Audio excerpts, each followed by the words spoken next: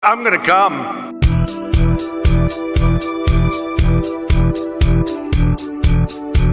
Don't you love it when they say, Do not come. oh, I'm gonna come. The president and I don't want to come. I'm gonna come. Do not come. Oh, I'm gonna come. Do not come. Do not come. Oh, I'm gonna come. Do not come. Oh, I'm gonna come. I'm gonna come.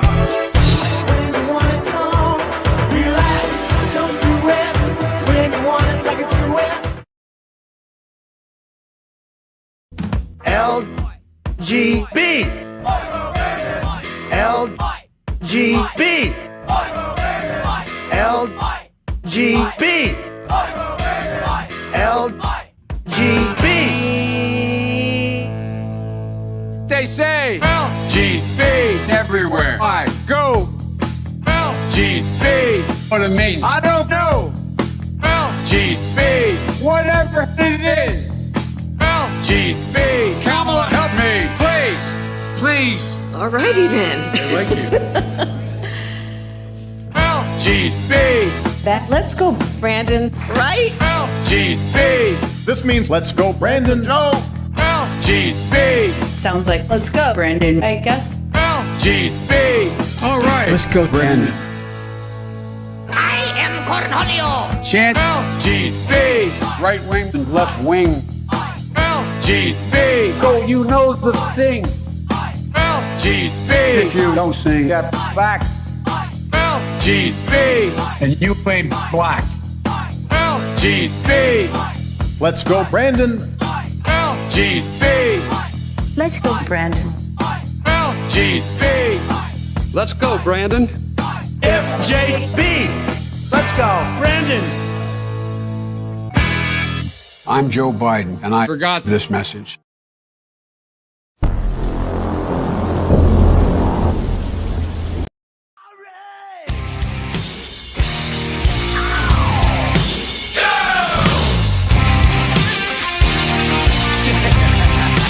Check it out. I wanna make one thing crystal clear. When I want an Oscar beer, get it real quick and say yes, dear. Those are the words that I wanna hear. We'll get along, you will say. Focus on taking care of me. Gotta make me a priority. Cause I'm a pretty much commodity.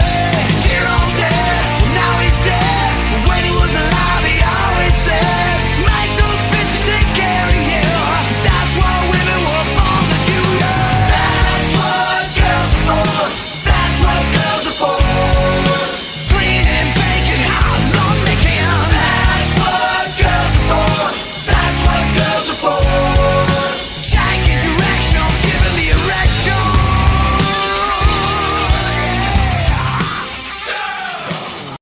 Zippity-doo-dah, zippity-yay. My, oh my, what a wonderful day.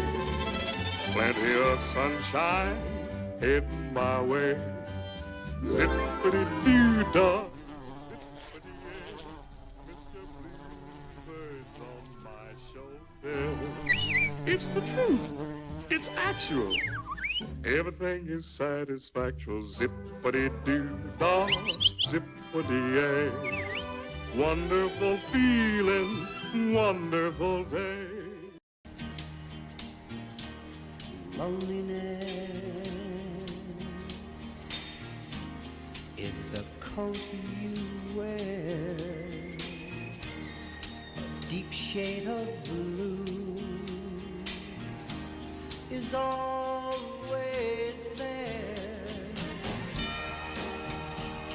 The sun ain't gonna shine anymore. The moon ain't gonna rise in the sky. The tears are always clouding your eyes when you're without love, baby.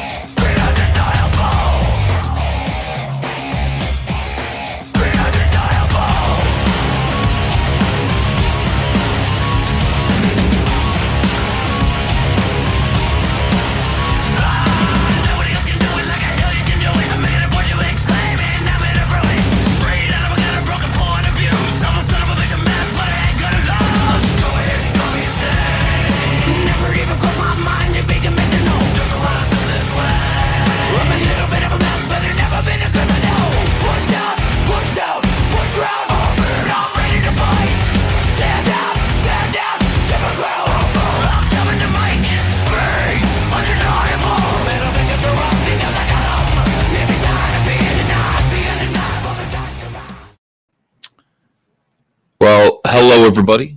Can you hear me? Hold on a second. Let me spend 1 minute focusing this. And we are, we're in for a day. We're in for a work day today. Me and you guys doing what we do. All right, hold on a second. Camera settings. Auto. No, we don't want that. We definitely don't. Camera control. Focus. We want a nice, tight focus here, guys. Not like that. Yes, yes. Apply. Okay. Absolutely amazing. What's going on, guys? How are you? Good. Can you hear me? Can hear, can't hear? Yes, can hear. Okay, let me make sure my mic is on. No, it is on, right? Yeah. Let me see here. Hi, guys. Yeah, today is a day of work, as my father used to say, and not of many words. Today is a day when we get together and we actually get some stuff accomplished. I've been up for a little while. I wrote about 6 pages, and it was fun. I'm actually really enjoying the writing process. Writing process is a blast. All right, let me see what you guys are saying in the chat here. We got Andrew Westwater says, got my email from Andrea. My Blood Honey stuffed box is on its way. Nice way to end the week. Have a great weekend. Hail Comicsgate. This is good news. We are officially done. We're officially finished. All of the Cyberfrog Blood Honey box campaign shipments are out. They're out the door, and therefore we are moving on. I closed down the campaign. I actually put all of the stuff from that campaign up on our eBay store. The link is pinned, so if you want to go check that out, you can. One of the things that oh boy, hold on a second here. Yeah, before we go any further, let's just take a minute. Stint says, rest in peace, Tim Sale. His work on Superman for all seasons led to the Smallville TV series. Yeah. Rest in peace. A lot of people are asking me if I knew him, and I mean, I met him a couple of times. I don't think I was really in his circle, as it were. But yeah, I was sorry to hear that he passed away, and very sad to hear that. Well, alarmed to hear that he's sick. Whenever people announce that like somebody is ill, it's never a good sign. So I guess we were kind of looking at this happening. Anyway, God bless him and his family. I hope they do all right, and I hope they find peace. Okay. And the good thing is, a guy like him has done the kind of work that is going to leave a lasting legacy. Other Batman artists, other Batman creators certainly look to what he did, and Hollywood tended to look to Tim Sale for his, his achievements, his accomplishments. I never read Long Halloween. I might have read like one chapter of it. I didn't get around to reading the whole thing, but maybe I will now. Maybe I'll just as a tribute. But anyway, he was always the couple of times that I met him, he was very kind, and that's a good thing. It's important to be kind. All right, let me catch up with the chat here. Hello, Joe Sontag. Joe Sontag's Reaper Destroyer is utterly kicking ass right now. Amazing. Jay, I'm a fan. I thought it was funny. I thought it was funny. Someone super chatting Malin about fighting my wife last night. Their funeral. What? What in the world was going on? Let's see. Gabriel F says hashtag drama free. Hashtag drama free. Yeah. Well, a lot of people got revealed recently. We're still watching the meltdown from that. We're watching the whole thing. There's an awful lot of cope going on that side of the aisle. Iconic Comics dealing with the fact that Comic Book Hut. I think they shortened his name to Comic Butt at some point. But Comic Book Hut turned state's evidence on at least Doug Ernst and said he was going to kind of flip on the other guys. I don't know if he will. They've kind of intimidated him. From what I hear, Doug has been calling him nonstop and he's not answering the phone. Just leave him alone, dude. Take the L. Take the L and leave Comic Book Hut alone. But Comic Book Hut came out and just kind of, revealed what we already knew. All of the people who kind of mockingly say with their fake kind of sanctimony that they are drama free are anything but drama free. They are the instigators of drama. So, good news is that kind of got stripped away. The reputation of drama free from one of the worst perpetrators, Doug Ernst, and it's sad. It is sad, but it's also good. I kind of knew what those guys were up to. Let me see. Let's get Eric Canetti and CG. He's way too good for those clowns. Yeah, he's welcome. I mean, all these guys are welcome. JD has been roasting those guys. Comic Butt sounds correct. Comic Butt. Let me see. So Comic Book Hut, we're going to talk a little bit, I guess, before we get really into the drawing. So Comic Book Hut had no problem being a disingenuous person for years, though. I don't think he's I don't think he's very smart. Let me see. St. Ravage says, "Hey, Lee, listening at work. Keep up the great work." Thank you. You too. Good morning, EVS. Oh, Doug, says Matt Svalar. Yeah, I know. It's too bad.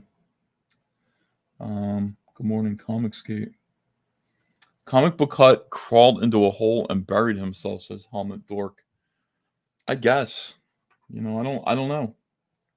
I've never talked to him. I mean, to me, like, this was a double whammy to me. I mean, on the one hand, Comic Book Hut, gone. Pretty sure Comic Book Hut isn't coming back anytime soon. And if he does, he's going to have something to say about the iconic comics guys. And two, like, what Comic Book Hut did on his way out was kind of show those guys for who they are, which is weird. Very strange that they've always been that way. I was telling people and they didn't believe me. All right, let me see. Get caught up with you guys. Chris Ramlar is a new member. Thank you for joining. I appreciate it. We're about to ship the trading card for May and June. So May, I have if you go to the community tab, you'll find a post, and the post basically says, there's an address here, there's a link here, click it, leave your address, and we'll ship you a card. So make sure that you do that. Hello, Kamita Nicola. Thank you very much. Hi, what's up? Where are the envelopes? Because Connie's going to start. Yeah, so the manila envelopes, like the brown envelopes that I've been using, are in the garage on the rack, sort of near where we keep the paper towels.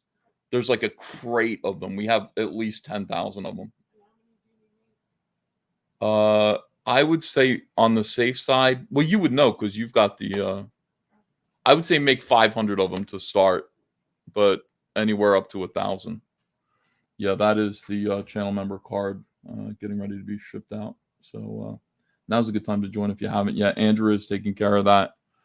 Hunter's girlfriend's coming over to start packing those up in envelopes.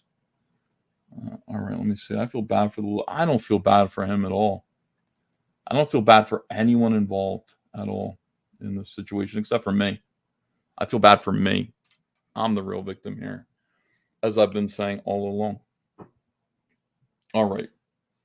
Let's get some music on.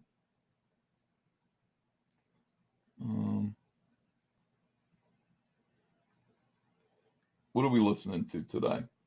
We've got a long day of drawing. Could listen to some like Sinatra or Elvis.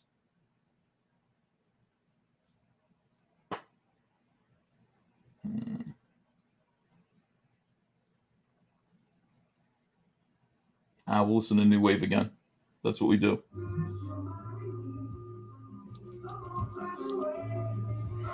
Hey, K-Sis, what it do, Uncle E? It do what it do. All right, so we're drawing a bunch of Vespis. This is the promo piece to I gotta do about 3 different covers here before I move on to Rainbow the Brute. The plan is to do a promo piece for the next Cyberfrog book to put into Wreck Planet. And then also I've got to do a couple of new covers. One for Salamandroid Death Sting and one for Cyberfrog Wreck Planet. Brand new variants. On top of that, there is going to be Kenneth Rocafort variants for each book, which is exciting. Kenneth Rocafort's awesome. And today we sent the Dale Keown cover to Cyberfrog 3 to be made into an enormous poster. So we're back in the poster business as well. We'll add those Dale Keown Cyberfrog 3 posters to the Wreck Planet Second Chance campaign. It's going to be extraordinary. I watched Eric July. He got all these like posters and they're pre-rolled and everything. That's the way to do it. It's a little bit more expensive, but that is definitely the way to do it. The reason why we were having trouble selling posters before is we just order them flat on a skiff and then we'd have to roll them ourselves. And it's really hard to not damage a poster when you're hand rolling it. Inevitably, you're going to get some kind of little nick in it or some kind of little, I don't know, a little groove in it that's going to piss somebody off. Last thing we want to do is piss you guys off. Rainbow Brute, R.J. Oldenburg. Rainbow the Brute coming up. Chris Ramlar says, Blacklight posters, please. I think I'm going to let Aaron Lopresti do those. Aaron Lopresti wants to make a werewolf blacklight poster out of the Dale Keown piece that he got. And I'm doing the research for him. If he wants to do it, we'll do it. I don't know if I want to do it right now. I don't know if I want to do another blacklight poster just yet. I feel like I've got enough stuff all lined up.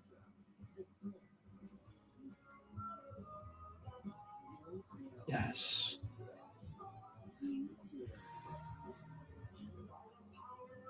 Let me see here. Justin Ward says, man, I got to say, I've been pissed about not receiving Wreck Planet for almost 2 years. But your artwork is incredible and your streams are pretty great. So you've won my patience. Thanks, Justin. I appreciate that. Yeah, you guys, here's the thing. I mean, thank you for your support. Thank you for helping me to make the books. Wreck Planet is a large book. You'll see when you read it. I think you'll realize it was worth the wait. I think you'll be very proud of it. I think you'll read it more than once. I think it'll make you go back and read Blood Honey again, and you should read Blood Honey again. We're doing something pretty neat here. I had somebody yelling at me like, why don't you sell Cyberfrog in Japan? Well, I do. I mean, we ship to Japan, but I mean, why don't we distribute it in Japan? We will. I mean, you know, my plan here, I'm telling a story. I'm putting together a big story. This is a big book. Once this enormous novel is complete, 4 issues, 4 books with all the ancillary extra books in there, I'll distribute this everywhere. This is going to be in big chain bookstores. You know, we'll actually distribute it through the direct market. We'll distribute it everywhere. Bogan World says, how many hours have you got into something like this piece, EVS? Let's see. This is 1 full day of work right here. I mean, look at that. I wanted to get all the disgusting mouth shit in here, like all of the organs that they use to spit up acid into human beings. And then this is about 1 day, maybe a day and a half right here for these 2 right here. So, I don't know, about total of 24 hours. Ladies, man, hail EVS. What's the storyline? Read Order of Cyberfrog. I've only read 0 through 4 in Blood Honey. Blood Honey, and then read The Diary of Heather Swain, which is right here. I had to reference this for Wreck Planet, writing some of Wreck Planet. Read this next. This is the next 20 pages right after Blood Honey. Next 20 pages, I mean, it's more like it fills in some gaps. It explains a few things. It's basically Heather Swain in 2018 talking about the extinction event, the invasion, and it ends. Look, Cyberfrog's back. It ends right where Blood Honey ends. But this is a really good companion book. It's available on our eBay store. We'll send it to you if you want to order it. But I mean, right now, at this moment, here's the reading order of Cyberfrog. This is it. We've got these two books, Blood Honey, Cyberfrog 1998. Everything else is prequel stuff. Everything else is from the perspective of Heather Swain. It's not really it's canon, but not really. We'll explain how we'll explain who and what Deathfly is eventually. There's a little bit of an explanation for who Deathfly is in Heartsick Horror, which comes free with Wreck Planet, and all that stuff. But everything's going to come together. It's all going to make sense. We're going to tie up the '90s books with the modern stuff pretty cleanly and pretty effectively.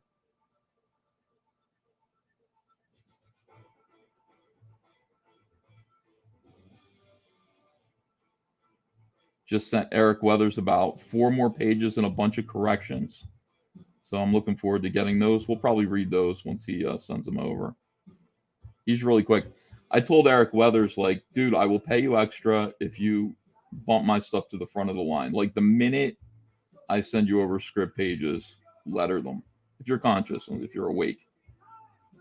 Because I go over them, like, again and again and again. I change them. I make some alterations. Rainbow the Brute, that makes more sense, says RJ Oldenburg. Hey, JF. I hope my Cyberfrog and Salamandroid PVCs are coming in my honey box package, says Shane Zelinsky. We're shipping all that stuff separately. We're shipping the for people who ordered the honeycomb box. We're shipping the PVCs and the calendar separately. It's tricky because the problem is we can't mark those backers as fulfilled, or else when we're shipping out their boxes, it'll say they're fulfilled. So Michelle has been keeping track of everybody. I think she shipped out about 1,000 of them so far out of the 2,500.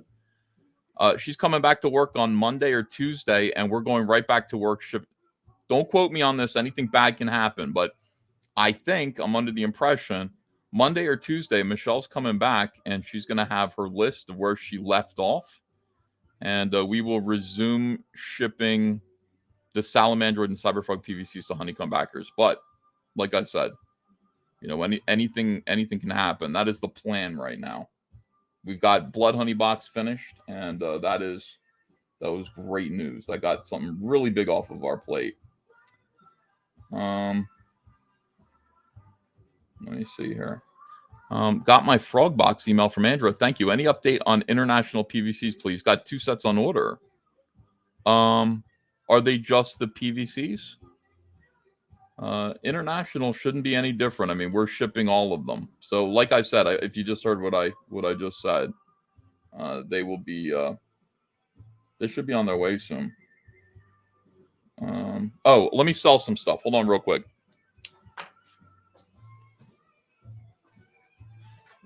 Okay. Now that we're done shipping the honeycomb boxes, if you don't have one yet, they're up on our eBay store.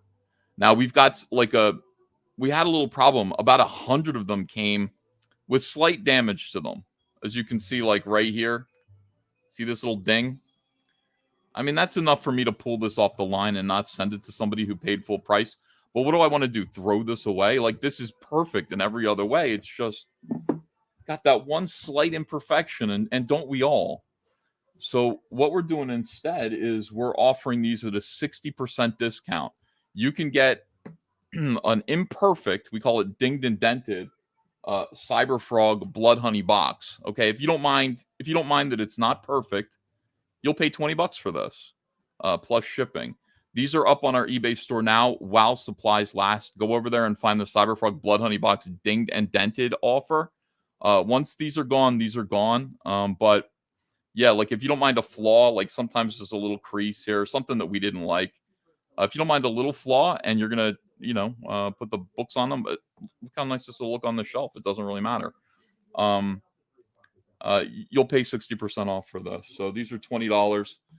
Go get one while we still got one. We're already selling them at a pretty quick clip. So Patrick T says send a link. Well, go to the eBay store. Hold on a second here. All right, I'll put them up. I'll put a link in the chat. Copy. All right, here we go. Dinged and what did I do? Every day it gets worse and worse. All right, here we dinged and dented frog boxes. All right, I know it does look like a cereal box, like the coolest cereal box in the world.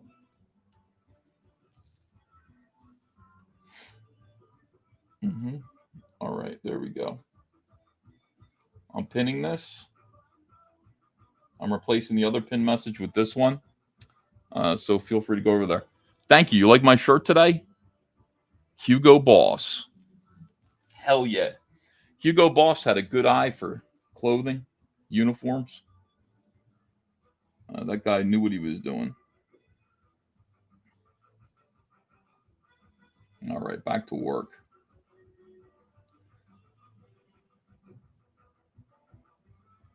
Is shipping okay? Shipping price there? Yeah, everything's good. Call them battle damaged. Yeah, I think it's a pretty good. Deal.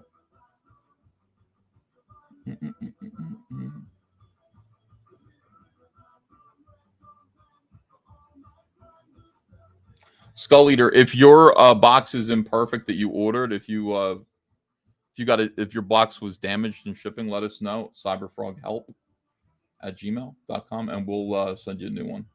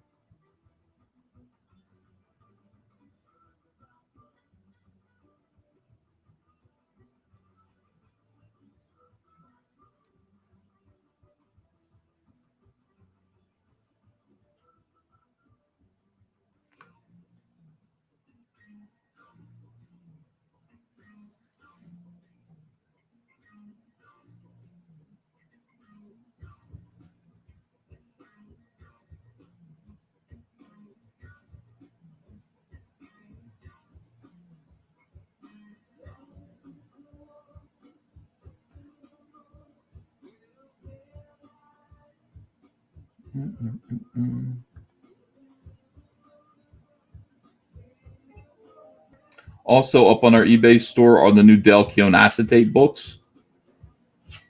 You can get one of those now as well. And The Art of John Malin is up there for $10. You can get an Art of John Malin book. Ask him to sign it.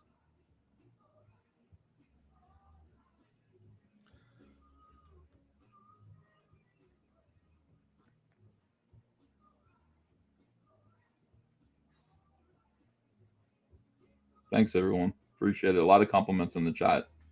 Love you guys. Happy to see you. Thanks for coming.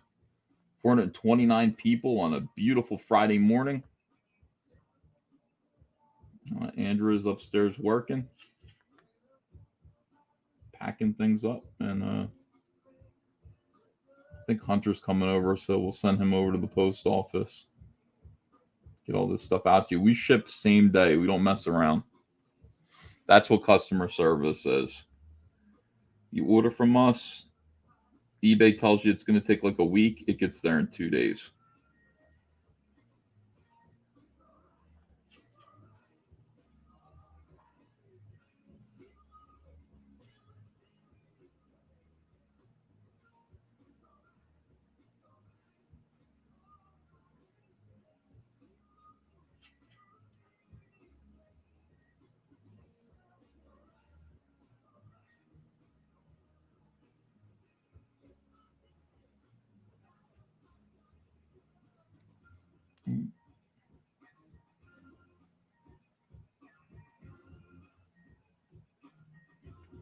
James Cat says, Ethan, out of curiosity, did you have a closeout for the Blood Honey box? Yeah, I feel like I did. We made like $8,000 in one day. Like I said, I'm closing it out. People rushed in and backed it. And then I closed it out. And the problem is, of course, unless it's timed and there is no in demand, it stays open until Indiegogo actually physically shuts it down themselves.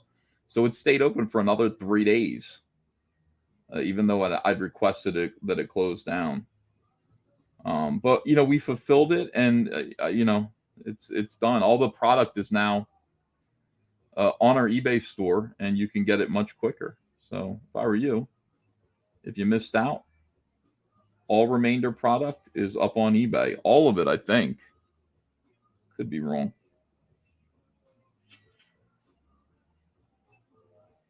We've got the stuffed boxes for sale up there as well. We'll ship them wherever you are internationally. Happy to do it.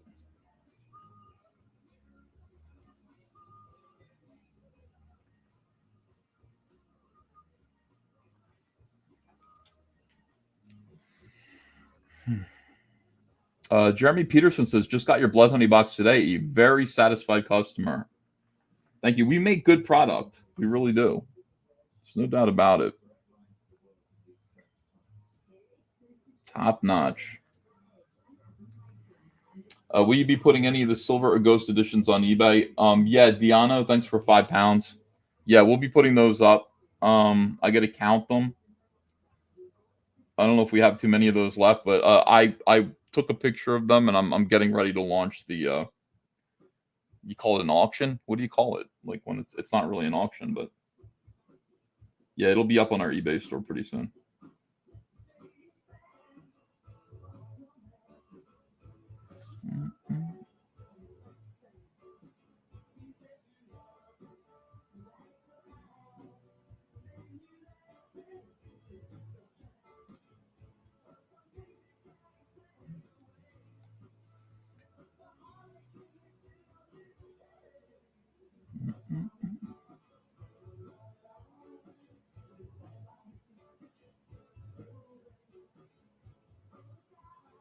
Yeah, this is not Wreck Planet. Wreck Planet's artwork is finished. In Wreck Planet, I want to have the ad for Cyberfrog 3, the Dale Keown piece. You'll open it up, and the 2 pages will be a preview for Cyberfrog Red Extermination. And then there's going to be another book called Dark Harvest, I guess, or something like that. Problem is, I came up with the name Dark Harvest, and then somebody said that's the name of Critical Drinker's novel, and I didn't know that. So I don't want to confuse products, so I'm going to rename it. But anyway, this is going to be the promo piece for the project that is previously called Dark Harvest. Dark Harvest. When I drew Wreck Planet, I probably drew about 100 pages, so Dark Harvest is almost finished. I mean, it's almost ready to go to print. It's a short book. It's about 20 pages, and this is going to be like the promotional piece for it. It'll be its own campaign. I don't think I'm going to add it to the Second Chance Wreck Planet campaign.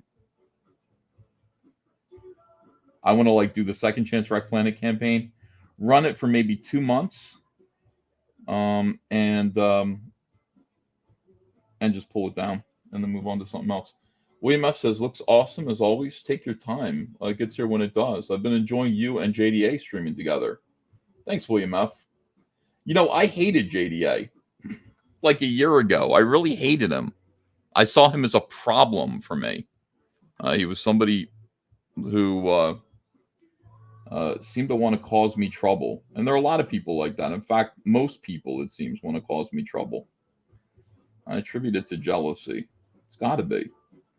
But he kind of came around, and he's been pro Comicsgate, and from everything that I can see, he seems to be on a good path, and I enjoy talking to him. So, in terms of wanting to, a good path in terms of wanting to be a comic book creator and promote other comic books. So yeah, I don't know. I like streaming with him every now and then. Dark Rapture, says J Bomba fan. That's not a bad title. Dark Rapture.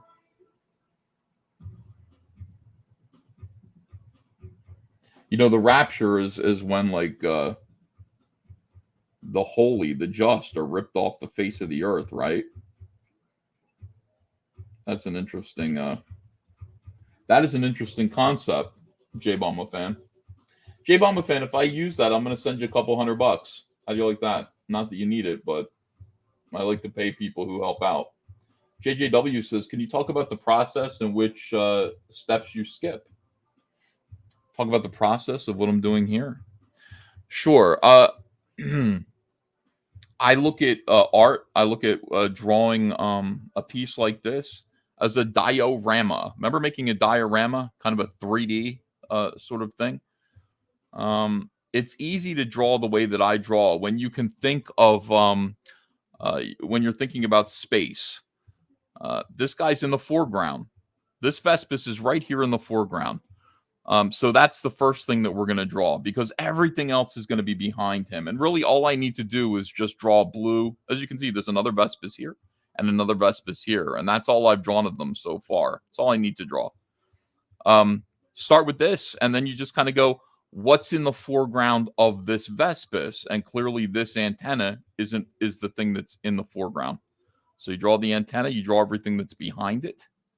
And there you go. And then once that's finished, you put this guy in. This guy's the next thing in the foreground. And then this, and then behind them. So it's pretty easy. I mean, you just kind of put it together. Put it together like a three-dimensional puzzle. That's my process. The drawing, is time-consuming, but it's also relaxing and fun. I do like this. I like to just labor over detail. I believe adding information makes a piece more fun to look at. Sure, a lot of people will say you don't need all those lines. Well, there's a difference between line work, which is in order to you use line work to add kind of gray or to sort of add form, add shape, dimension to your drawing. And then there's detail, and detail is information, like everything that's going on in here. If you ever wanted to know anatomically what goes on inside of a Vespis's, not pincers, what's the word I'm looking for? Mandibles. Here it is. It's all here. This is all the information that I've drawn. It takes time, but it's worth it. It's absolutely worth it. It's impressive to look at. And when Kyle colors it, it is absolutely divine. It's amazing what Kyle does. And Kyle's killing it right now. Kyle's turning in a page every 2 days. Quite happy to have him back and working on Cyberfrog. I don't know if he's done Reaper Destroyer yet, Joe. Is he? Hope so. Survive Infinity, thanks for $1. Appreciate that. A search of Goodreads shows more than a dozen books named Dark Harvest. Drinker didn't invent it, and if you want to use it, you should. Yeah. Well, I mean, yeah. Let me think about it. I don't know. It was the name that jumped to my mind first because that's what the book is kind of about. But it's, if there are more than a dozen books, is it original? I mean, but then again, I don't know. I don't have to settle on anything yet. I really like the word rapture. Let me think about it. Almost Heathen WV says Crimson Harvest. That would be cool, but the problem is the next book is called Red Extermination, which is basically the same thing, right? Kind of brings to mind the same situation. J Bomba Fan says, "You owe me nothing. You've given so much to Comicsgate." Wow, that's really nice. J Bomba Fan, even still, ask anybody when somebody gives me an idea or helps me in any way, I pay them. Uncle E, will there be other cyber creatures and superheroes that were created by the Pradani in the universe? Yes. And there's another one on Earth. His name's Scorpinra or Scorpion. And you'll meet him in Salamandroid Death Sting. He's also in Wreck Planet briefly. You get a nice insight into who Scorpinra is. Scorpinra is his real name. They call him Scorpion on Earth. All right, hold on a second here.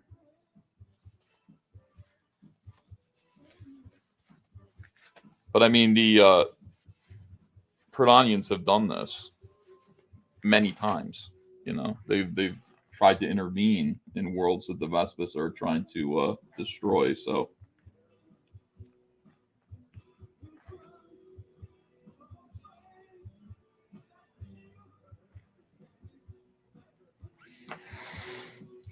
okay, let's just start a whole new Vespas here.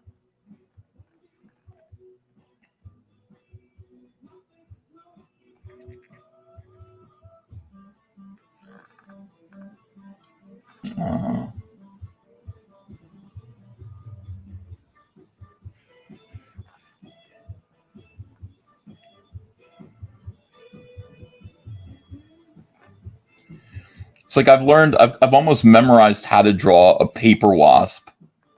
I've drawn them so many times now. They're really cool creatures. I mean, they just look like Japanese automobiles when you really look at them. And you know, because I've been looking at all these magnified photographs of what these paper wasps look like, when I found a dead one outside my door and I brought it downstairs and photographed it and dissected it to help me learn to draw better, it was cool. It all looked really familiar, and I was like, "Wow, it's amazing to see this!" Like, you know, God creates in an incredible detail. These things are beautiful. They're just beautifully designed. Like I like this like little nose plate here, the way their eyes are.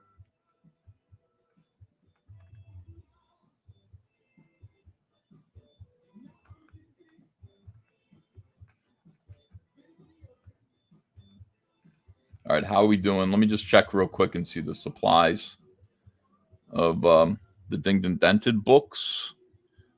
We got 9 left. Okay, good. No problem there. Just wanted to make sure we weren't sold out of them.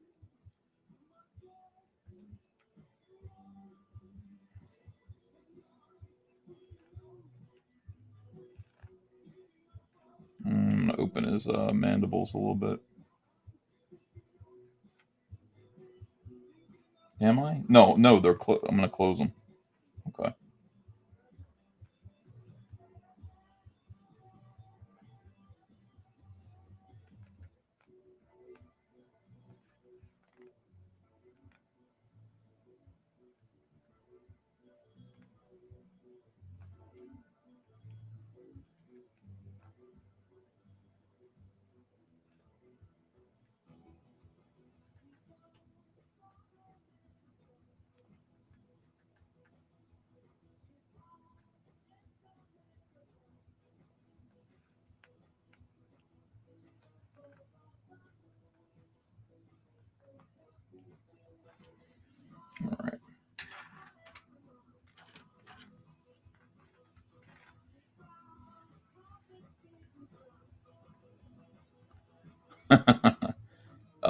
Probably not, Puma Fist.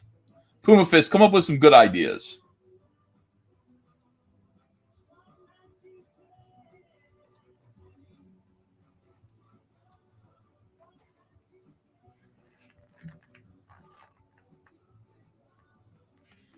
I'm not getting enough light here.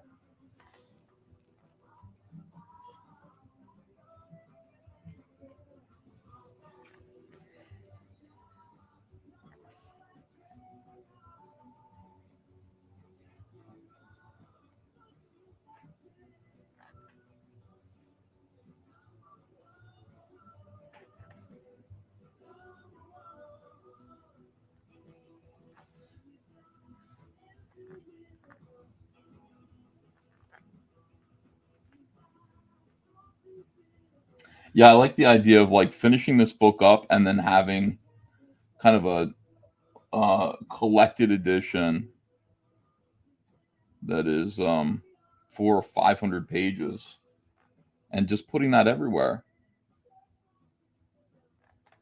And it's going to be good. All of it's going to be good.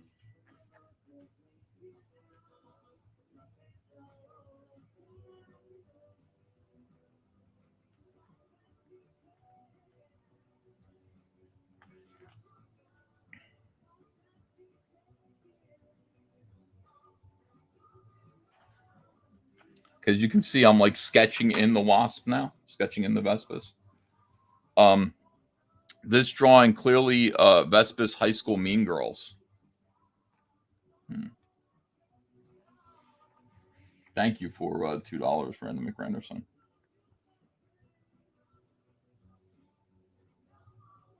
You're not wrong.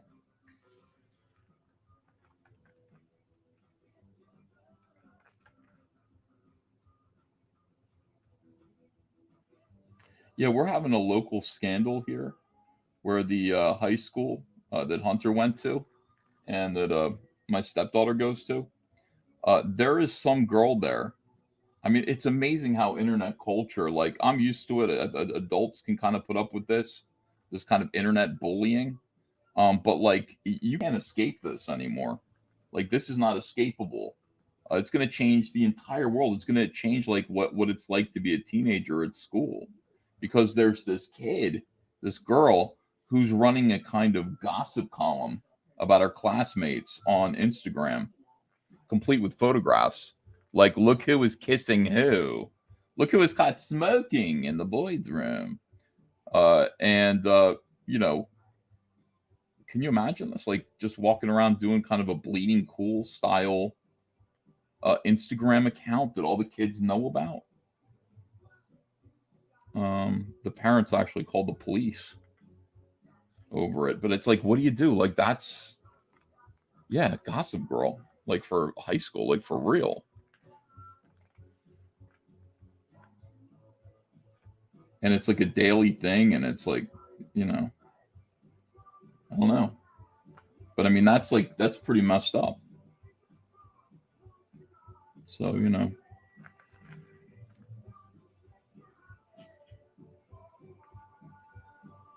Yeah, that kind of like gossipy, mean girl internet culture. I don't know how you regulate that. I mean, I guess what you do is like the school should like threaten to expel. Like that might be a reason to expel a student. Average 2 cents says, "Are you sure it's not Doug Ernst?" It could have been like, I can picture Doug Ernst doing that in high school. Let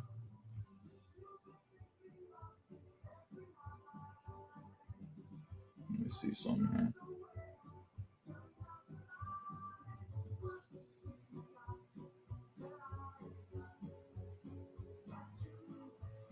Yeah.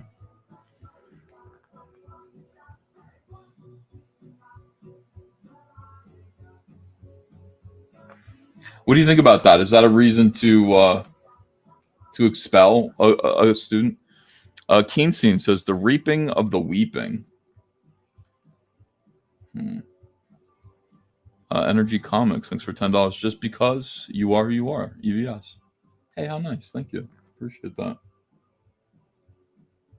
Missouri Johnson says, I ordered a box, EVS. Thanks. Yeah, it's on its way. Appreciate that.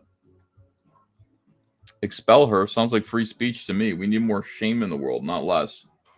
No, I think you have a reasonable expectation of some kind of privacy when you're in school, don't you? I mean, or do you not? Does the school want to allow that kind of stuff to go on? I don't know. It seems like I'm not sure. Like we never had to deal with anything even close to like that when we were in school. To me, it sounds like horrible. It sounds like bullying on a brand new scale.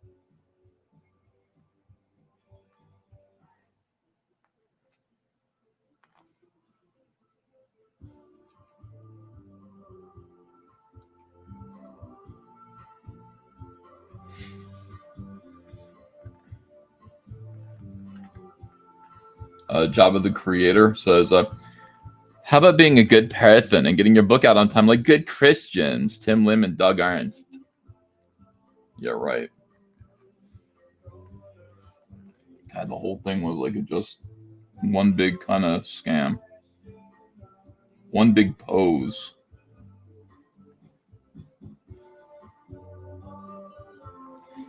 Part of like not working at DC anymore, part of being blacklisted, that I gotta say it does feel awful, is being demoted to like the indies, to a place where you have to like tolerate this kind of nonsense, like all of these kind of posers that are just like, I get my book out on time, and you're just like, your book is shit.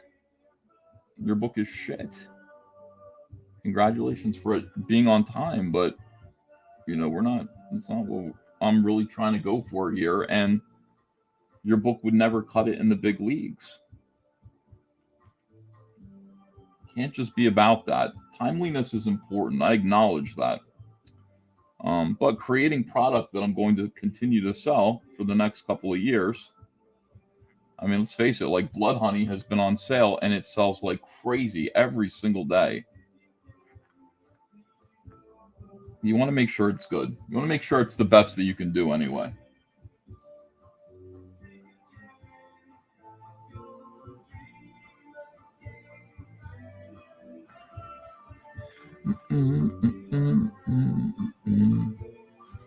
Michael Fetter Show, hello.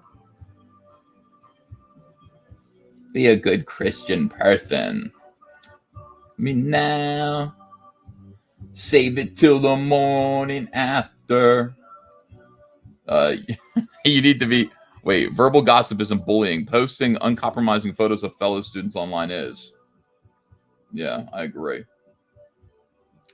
You need to be drinking a milkshake while drawing this. Troll the Heathers.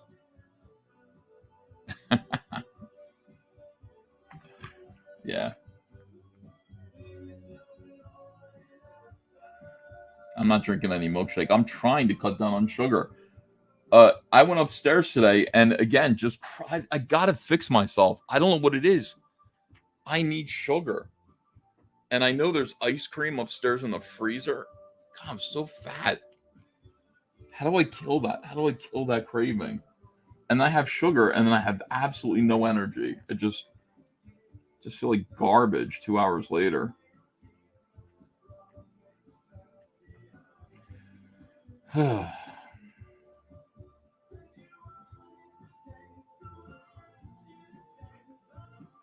diet that when I'm just eating like 2 things and that's it, 3 things, I feel great. If I eat salmon, sweet potatoes, and hard-boiled eggs, and then drink nothing but water, I have high energy. I'm at my best.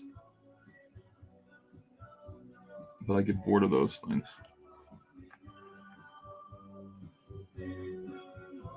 Hate being fat. Fucking hate it. But my job is sedentary. Like, I always need to be sitting here either drawing or live streaming. The only exercise I really get, sometimes I get to go to the gym in the morning when the kids are at school. And then loading up the truck and unloading the truck.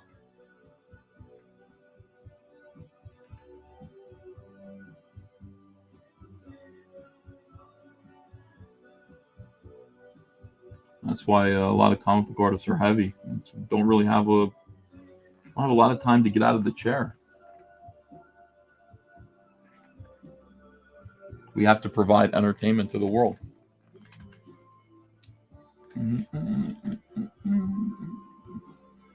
What is this? Any update on the comeback tour of Liam from the other day? No. You know, I invited him to come in here and talk. Embrace it. Celery juice. Well-read comics says, cut the carbs. It's been helping me a lot. Yeah, it isn't easy, though. Sugar is an addiction you can only beat by going cold turkey, but once you do, the urges will be completely gone. I remember that. I drink sparkling water. Sparkling water. Whiskey Sierra says, everyone that hates you is skinny, Ethan. Have you considered that? Are you sure about that? What does that mean, Whiskey Sierra? What's the what conclusion should I draw from that? No, I'm not going to get a standing desk. You know, I need to be steady. Like my elbows are planted firmly on the table, and I you know, in order to do detail, I need to kind of be pressing down all the time on the desk.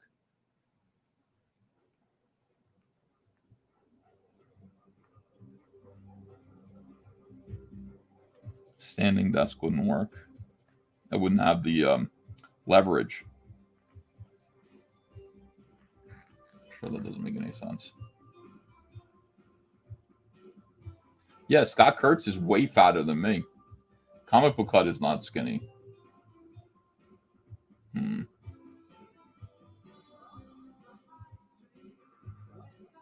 Lieutenant Hughes. Yes, that's a load of crap. You have plenty of time to get off that chair. You just need to be smart and stretch or work out more often between drawing sessions. See, your name's Lieutenant Hughes. Are you really a lieutenant? Got a lot of fans in the military. I respect them so much. Wish I could be that way. EVS, if you're stuffing your face with almonds, carrots, and celery, you won't have a desire for sugar. And look at you. You're skinny.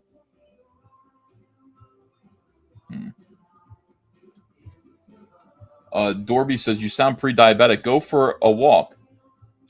Walk stream. Don't you have kumquat trees in your neighbor's yards? No. A Bogan World says, hey, VS, I don't care when I get my book. Perfection takes time. I'm invested. Book's done. The book is finished. So you should be getting it pretty soon. All right, Eric did the corrections I needed him to do. Let's take a look at this. Let's take a look at this together, shall we? Are we sharing? Yeah, we are. Okay. Here we go. Can I still make things better? How do I start? Tell me where you came from. Do you have a family? And then Cyberfrog forgets to No, this isn't corrected yet. Cyberfrog didn't mention his mother. He's got to put that in there. Like, my mom's a big spaceship, and I have a little brother. All right. We'll get that in there. That looks tight. And I changed all of this. Lily's really taken to you. Good, I'm glad.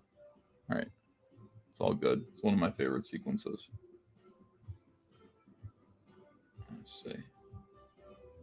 Yes. All right, this is effing awesome. Hold on. Heather's whispered confession echoes in my mind and crossfades into distant buzzing. 2 Vespis. The sight of them activates a database stored away in my brain, and I retrieve a few slippery traces of info I never knew I had. They're foragers. Yes. Sweet. I love it. I love Cyberfrog. Excited about it. Yeah. I don't know when Eric wakes up.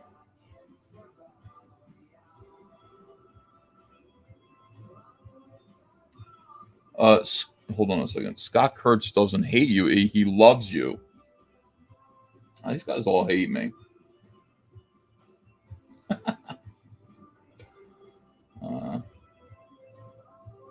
Same way choke out as a captain.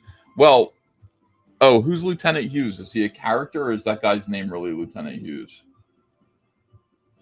Peppermint Oil Capsule says, sorry, mate, I might have missed something. Where is this image going to be used, please?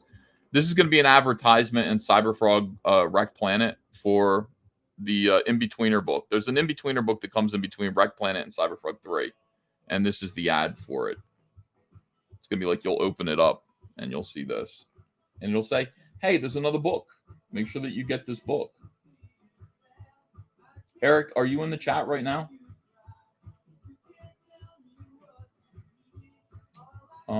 David Williams. They hate you because they ain't you. Yeah, that's for sure. Thanks, David. I appreciate it. How you doing, man? No, not a lieutenant, but I was in the PA National Guard for 8 years. Right on. Rest in peace, Tim Sell. We'll be saying that a lot today.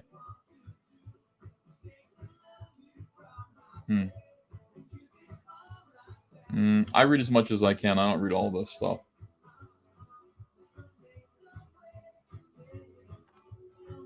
Hold on, I'm going to get some water. I'll be right back.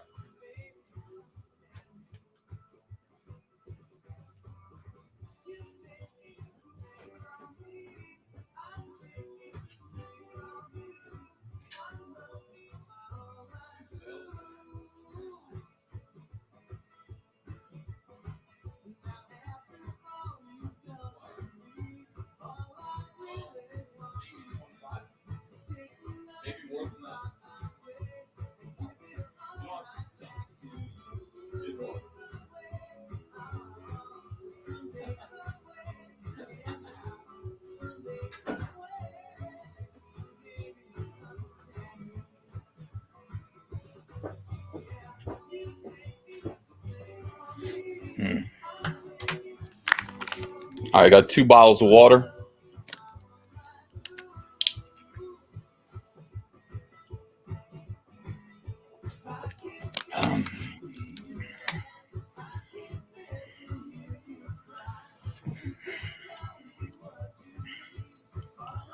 All right. Yeah, I went upstairs. I said, Andrew, did you see all the sales? She said, no. How many? I said, like 25 probably. Hold on, let me look. Yeah, 23. She's like, no. So I just cleared them all out. It's good. No, we want to make sales. It's a good thing. All right, back to work. Now, if this looks familiar to you, it should. This is based on, of course, this famous image right here. So as you can see, this is what we're working from. And it is a tribute to the greatness of Comicsgate. Greatness of Comicsgate and our beloved shared history.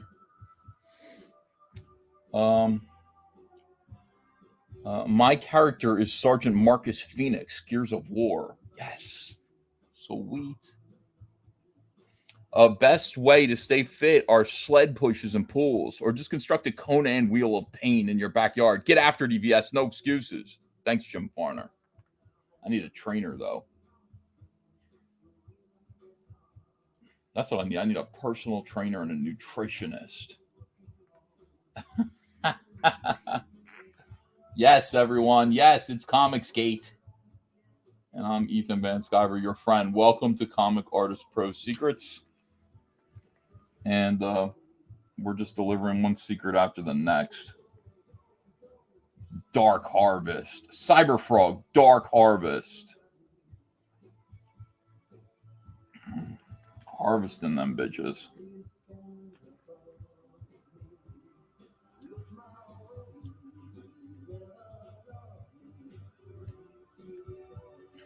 Rain keeps falling down.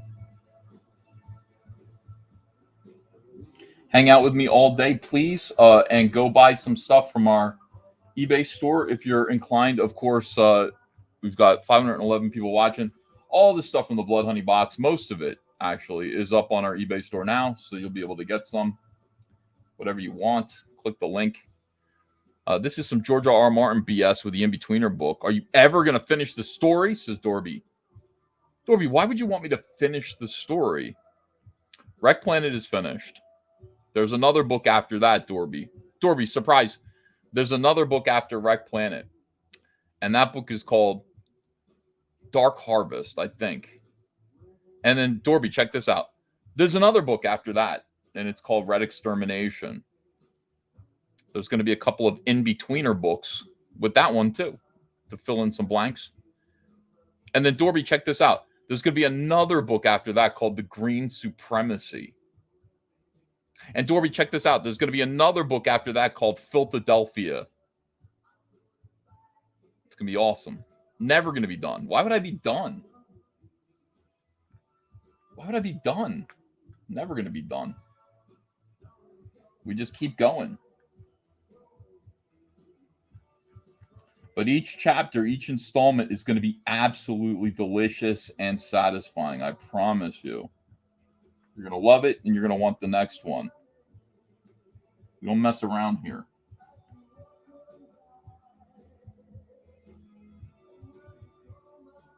And how great would it be? What if I was a George R.R. Martin type? Not just fat and bearded.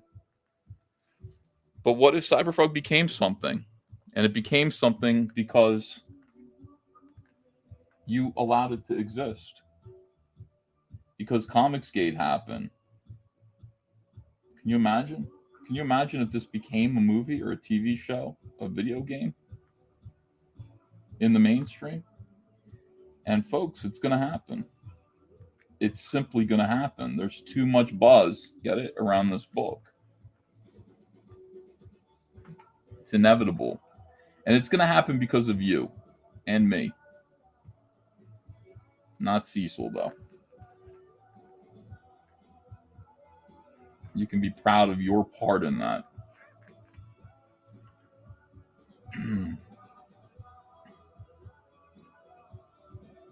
I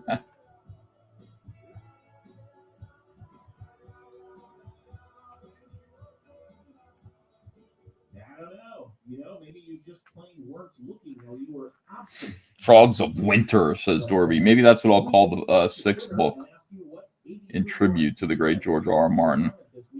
It was all about Matthew Broderick. It was between Lazy Hawk and Ferris Bueller's Day Off. Hey, you didn't get around to voting, huh? Well, the class decided, and it is Ferris Bueller's Day Off. That's your 80s movie assignment this week. I will be putting up another one sometime this weekend. Is Ferris Bueller's Day Off the best movie of the 80s? I disagree. Skull Leader says, lol, who directed Cyberfrog? Like the Cyberfrog movie, like who would have directed it? Who will direct it?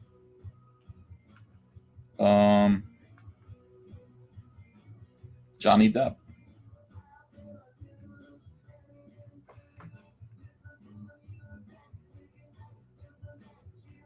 Old man Johnny Depp.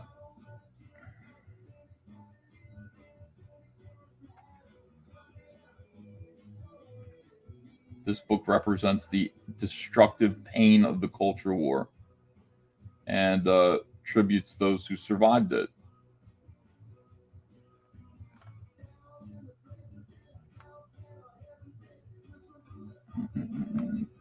Back to the Future is the best movie of the 80s, people are saying. Yeah, Indiana Jones, Empire Strikes Back, Ghostbusters.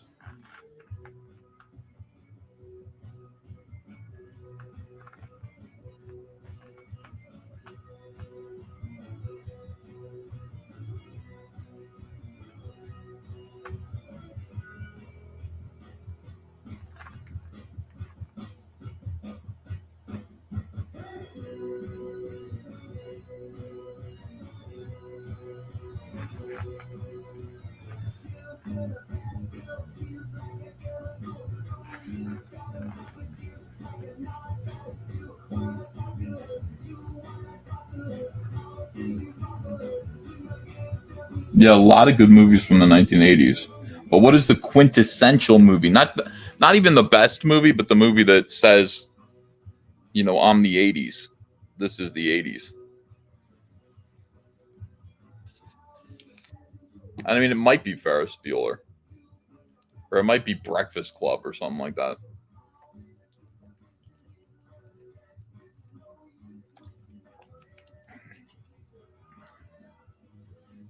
Back to the Future is definitely up there.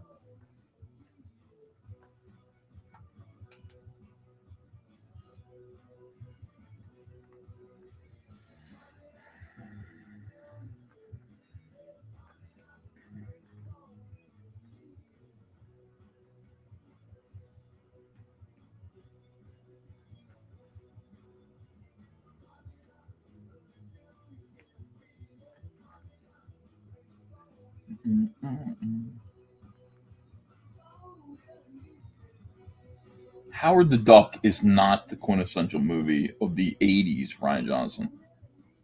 It would take a guy named Ryan Johnson to say that. Although, let's face it, Howard the Duck on some level is like an inspiration for Cyberfrog. Definitely. I didn't realize it, but it is. It wasn't conscious.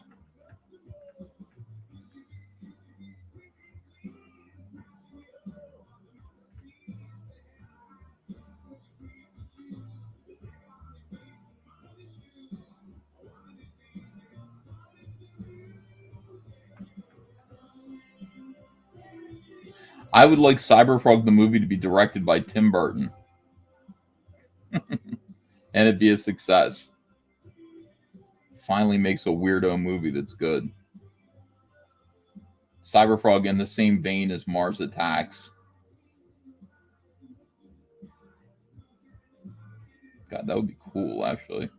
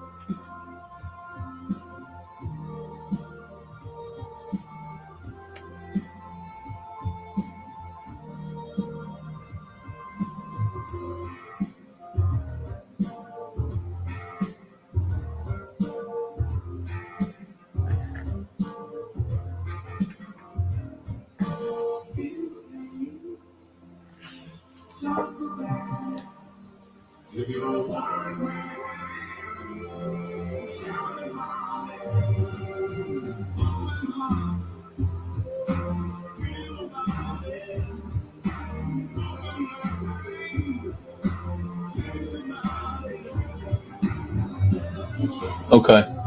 We sent all the trading cards to print. So Patreon members, the Patreon puzzle card set, Patreon puzzle card set 3 is on its way.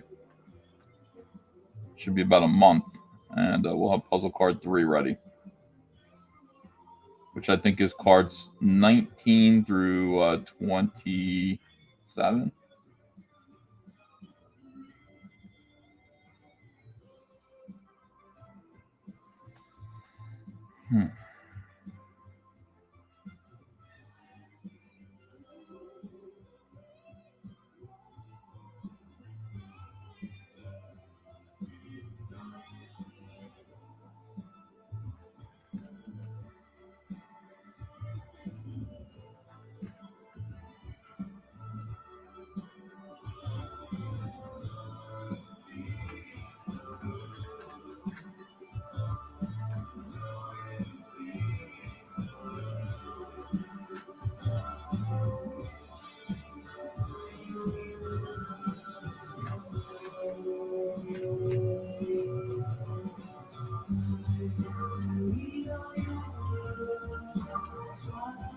Every band decides they want to be the Beatles 4 years into their career.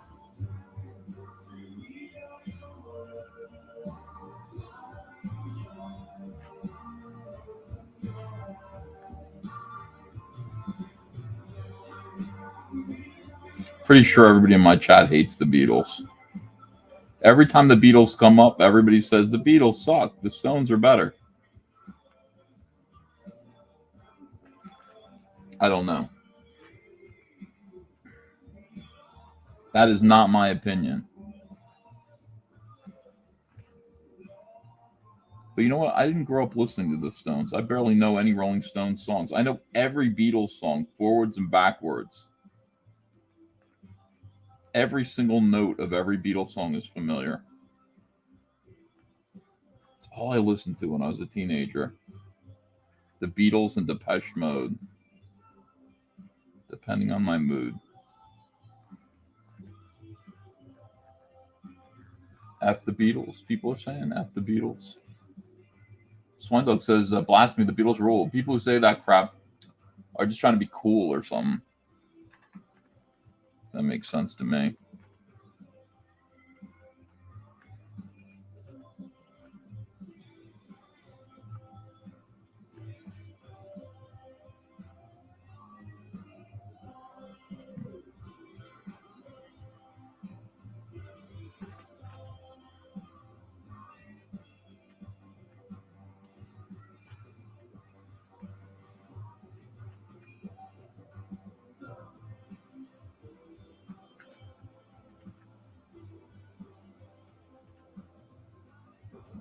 Thanks again, First Wave, for keeping the memories alive. Classic 80s alternative. It introduced me to a whole new genre. I love your station. That's what got me hooked on bands like The Cure, R.E.M., and Generation. Sirius XM, First Wave.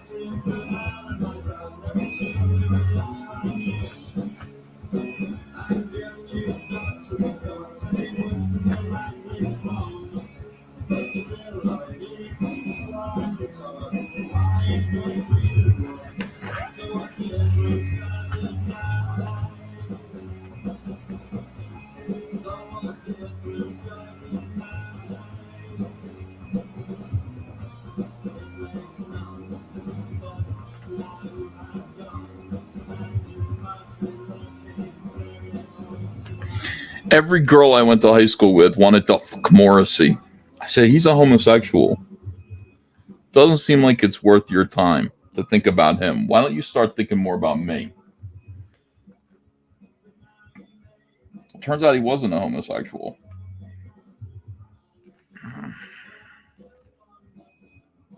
Didn't listen to me. Or maybe he is. I don't know. But he's a conservative. Which is weird. I never would have thought that.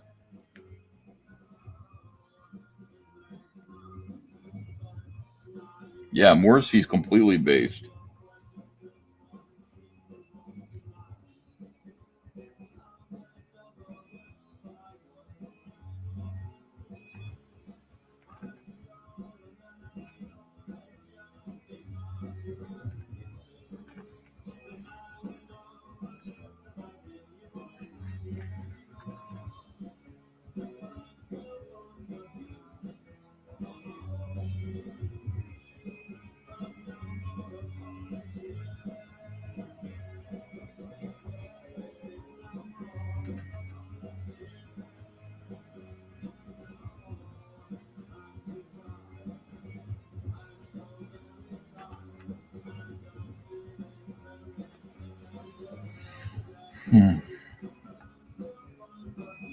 He's a conservative, I think, Skull Leader. Like Bane Mailer is saying, he said these immigrants flooding into my country must go home. And I think he said some nice things about Donald Trump, which, Lisa Simpson had to denounce him on The Simpsons. God, liberals are so thin-skinned sometimes. Turns out somebody you like happens to be a conservative, so you've got to denounce him. I love it.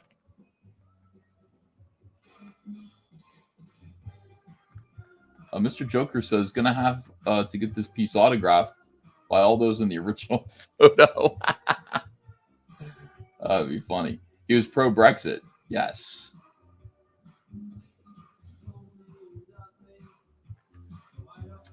Yeah, I don't know. It's like there's this whole instinct to just immediately denounce anyone who disagrees with them.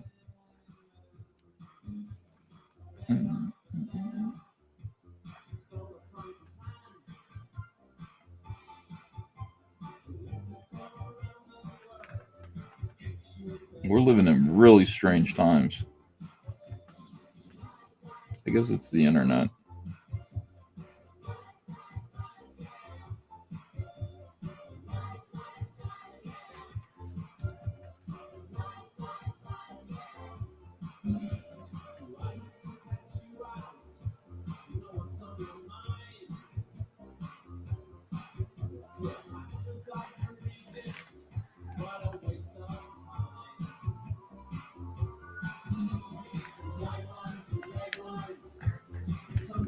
Hyper Wizard says it's only going to get stranger. I know.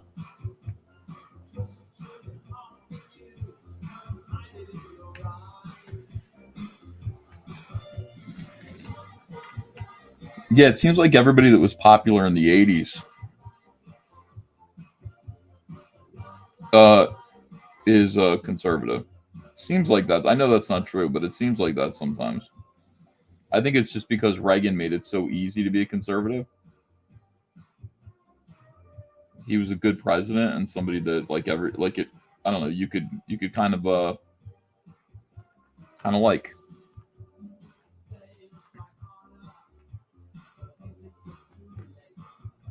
It's not a universal truth because a lot of people were giving him shit back then, but in the same way I think Obama had like a big influence. Really, really good politicians.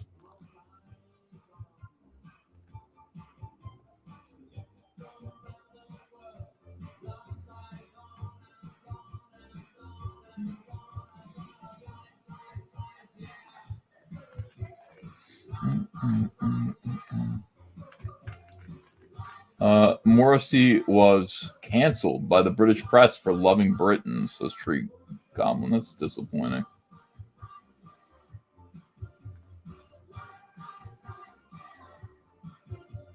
Is my hand fat? Babbling booby. Why so many fat hands? What does that mean? My hand. Does this look fat? My arms are really thin. Like, I don't know. I don't think my hands are fat at all. You know the songs that you're absolutely obsessed with, like when it was brand new. Alf is a conservative. Over again. I think you dropped that one Yes, 60 minutes. says Squeaky. Oh, thanks, Squeaky. Tape a couple of times. I was so obsessed with that song. You have to play it over and over and over and over and over and over and over. It's perfect.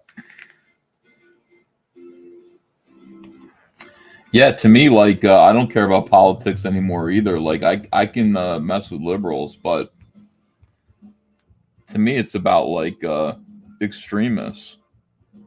I don't like right wing extremists either. I just don't like them. Want them away from me. I stopped like saying that because I don't want to. I've got a bigger problem with left wing extremists in my life personally. But yeah, I don't like them either. I just don't like extremism.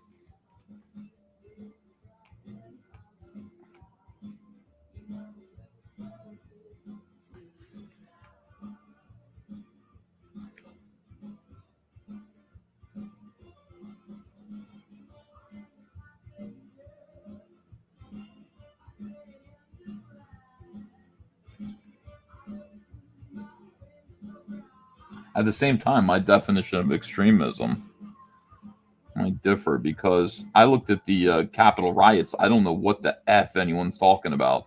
What is the problem? People who did vandalism should be treated as vandals. But that is some bullshit. That's some absolute bullshit. That whole thing stinks to high heavens. Everyone involved with that, trying to make a big political show out of it, a show trial on TV right now.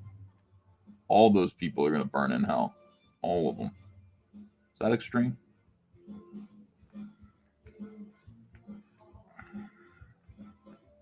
I'm just saying, you go in there and put your feet up on Nancy Pelosi's desk. I get it. Go to jail for a little while. But this whole insurrection thing, that was not an insurrection. Yeah, break. It was a protest by a bunch of people who thought the election was stolen, as Chrissy Marr said, for like no other reason than the overwhelming amount of evidence that it was stolen. That's all. 70xx times 7xx. Hey, EVS, do you use a magnifying glass when you draw? What is the times amount on it if you do use one? No, I'm wearing my glasses, but no, I don't use a magnifying glass. I just need, yeah. My mom uses a magnifying glass to draw.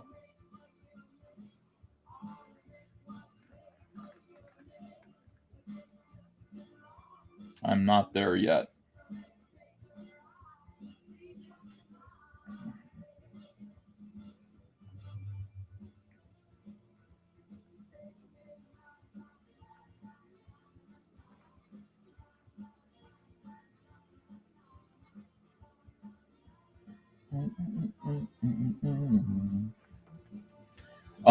Newbies that are here popping in, go check out my eBay store. Link is in the description for all of our cool Cyberfrog merch. We will ship it out to you today, same day.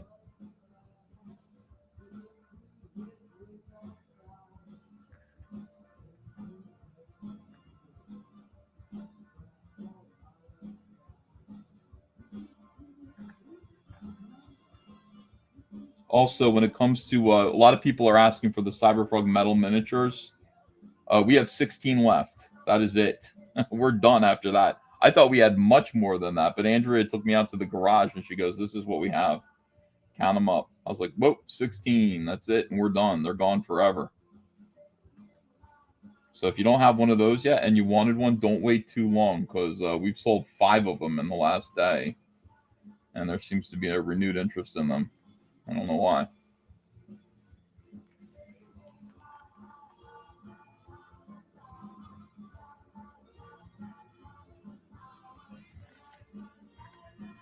$16 metal miniatures.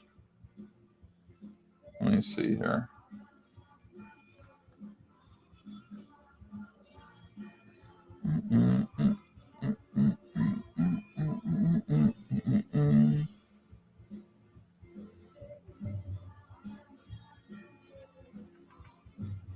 Here's our eBay store.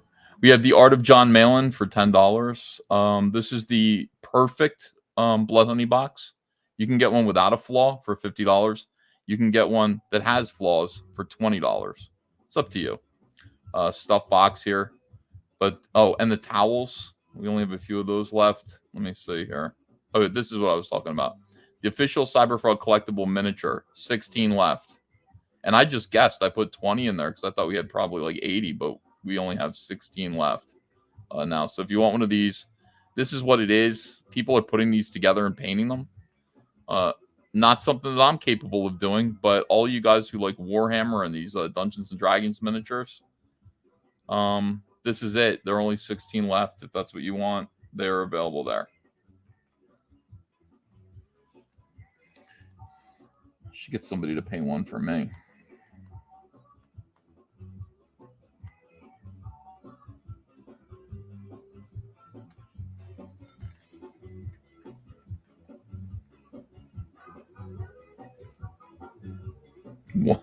Where do you live?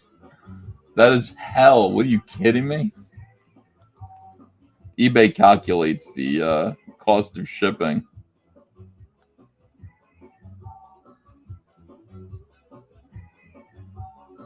$82 to send it to the moon.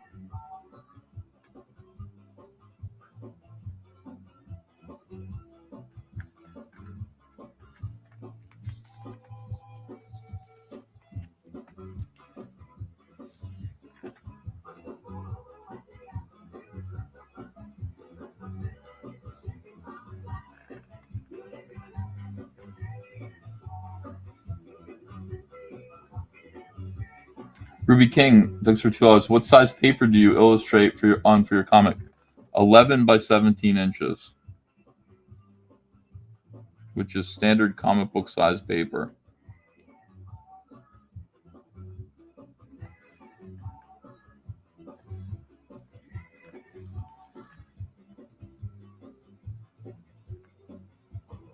The 100% commercial-free classic 80s alternative music channel. Oh, yeah.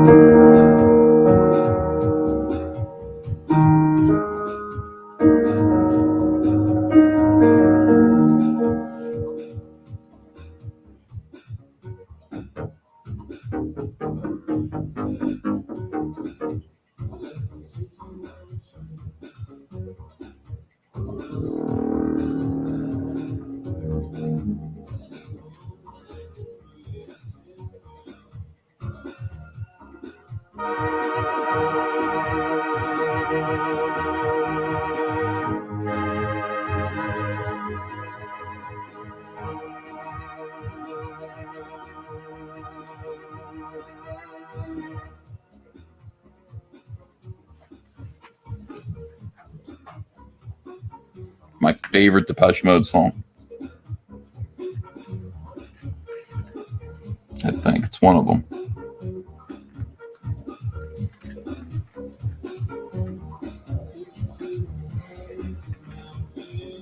To the depths of the deepest sea, and you won't need a minor attractive person, believe me. Map.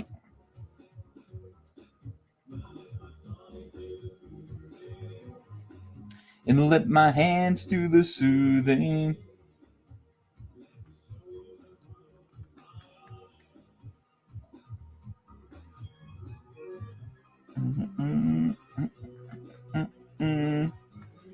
All there is.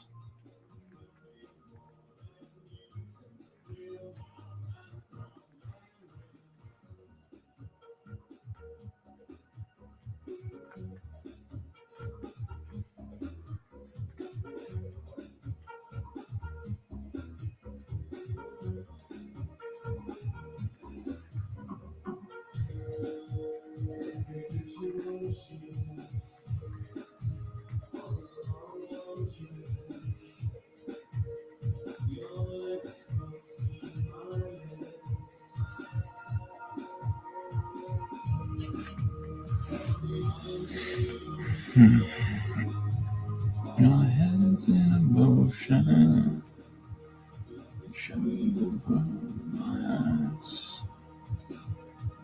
Maps belong against the wall. Up against the wall. All of you. And then fall into the hole.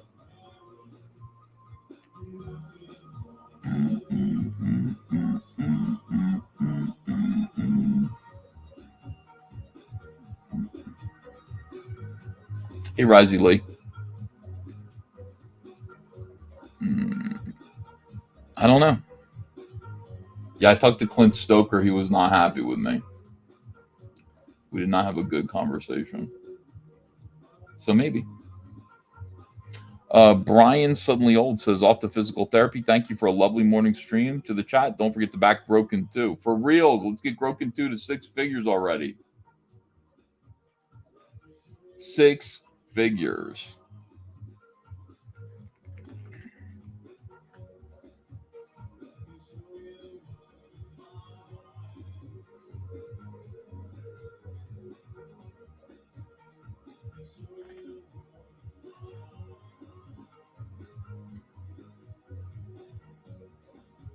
Let me show you the world in my eyes.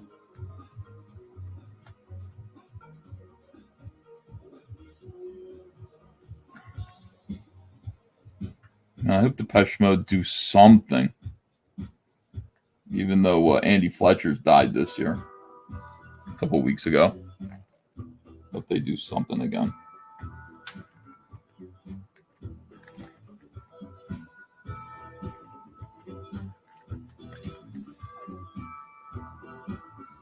Be quiet, child.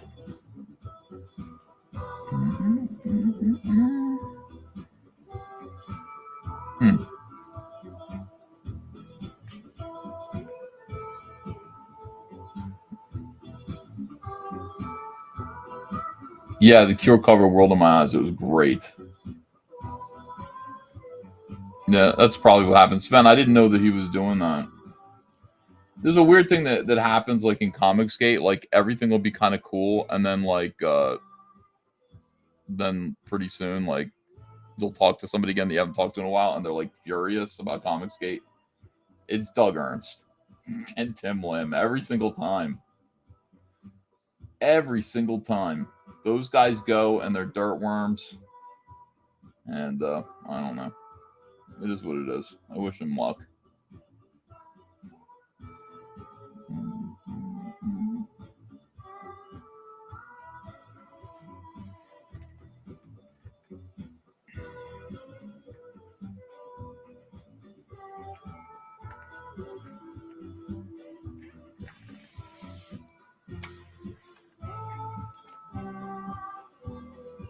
Everybody comes back eventually. They realize they were lied to. Don't you worry. I've been through this. This is not my first rodeo. I've been through this so many times. Part of me goes, just walk away from all this nonsense. But no. I will continue to support creators. That's what I do.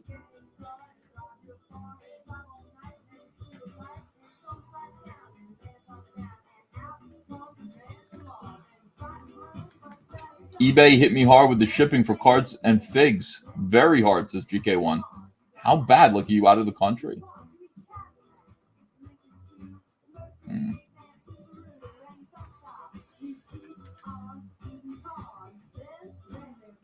It's not done yet. I didn't look at it. How's it doing? Not good?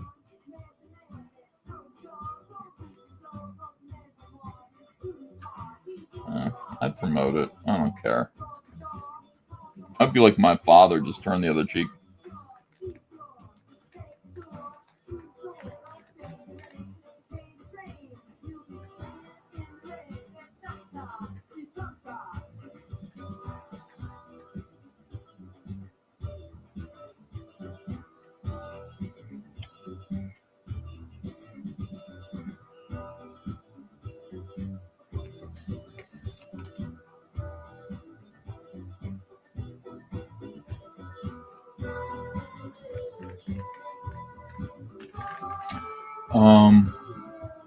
Don Lloyd says Clint did not walk away from CJ.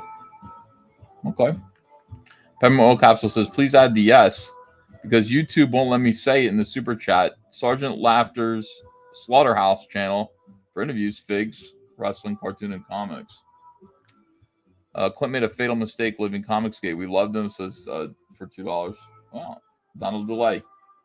Clint did not walk away from CJ. All right. Well, he walked away from me anyway. Stint says, hey, EVS, did you announce when the Second Chance Wreck Planet campaign will be open? Probably like a week. 8 days, 9 days. I will let you know. I have not announced it yet, but I'll let you know. Obi Wonder says he didn't walk away, he ran away. I guess anti-EVS and anti-CG are two different things, says Dale A. Yeah, definitely. Well, hopefully it is. Jeez.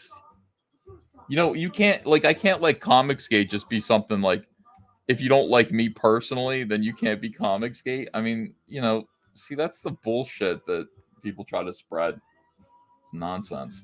Do whatever you want. And you don't have to listen to me either. I try to give good fatherly advice. You don't have to listen to me. Do whatever you want.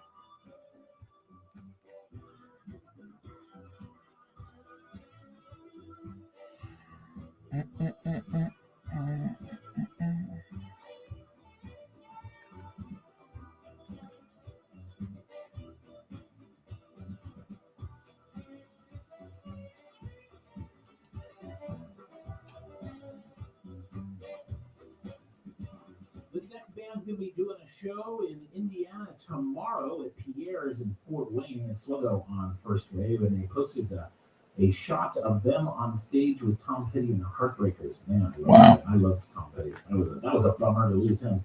9 years ago, they did a show with Tom Petty. I do believe it was there in the same place. Or was it in Noblesville, actually, Indiana? So are you going to go see them? Smithereens tomorrow at First Wave.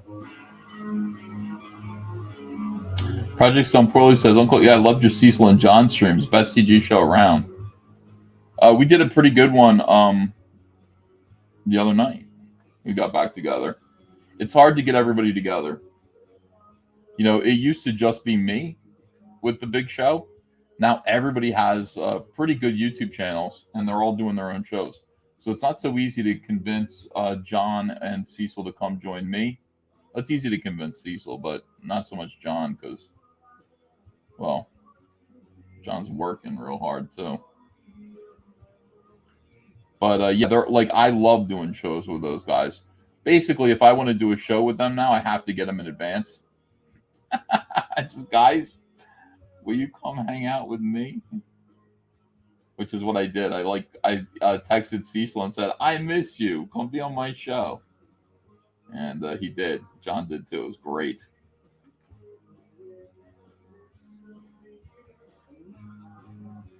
Yeah, ballers tonight. Right on.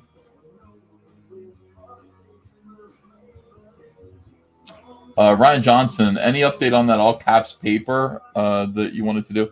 Yeah, I had this idea that I want to make all caps comics drawing paper that's like top quality. Yeah, I gotta tighten my budget. I have I've got to print Rec Planet.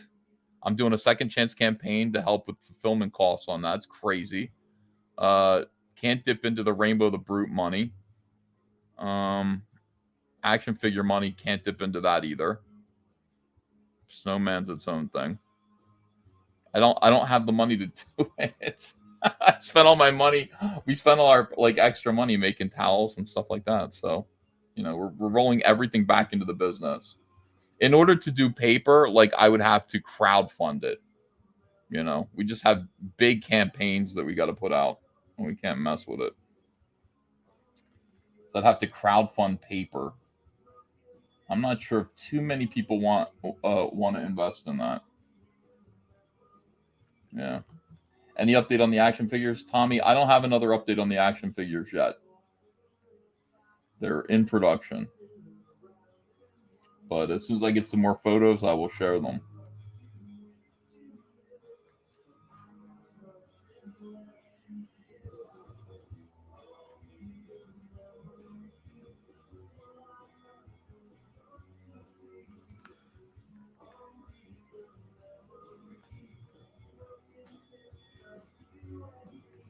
I don't even know what the paper would cost. I haven't looked into it.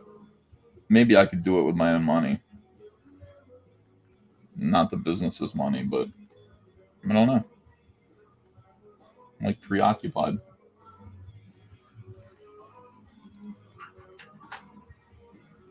Read Donald Delay's comment. I will. Okay, hold on. Here we go. Clint only walked away from you because he wants to make his own way, not bank off your name. That's important. I had a bad conversation with him, though, Donald, that broke my heart. I don't know. I hope that's what it is. Yeah. How about crowdfunding a money printing machine? I'll make. Yeah. No. I mean, we've got big projects, big expensive projects, and we got to get them done.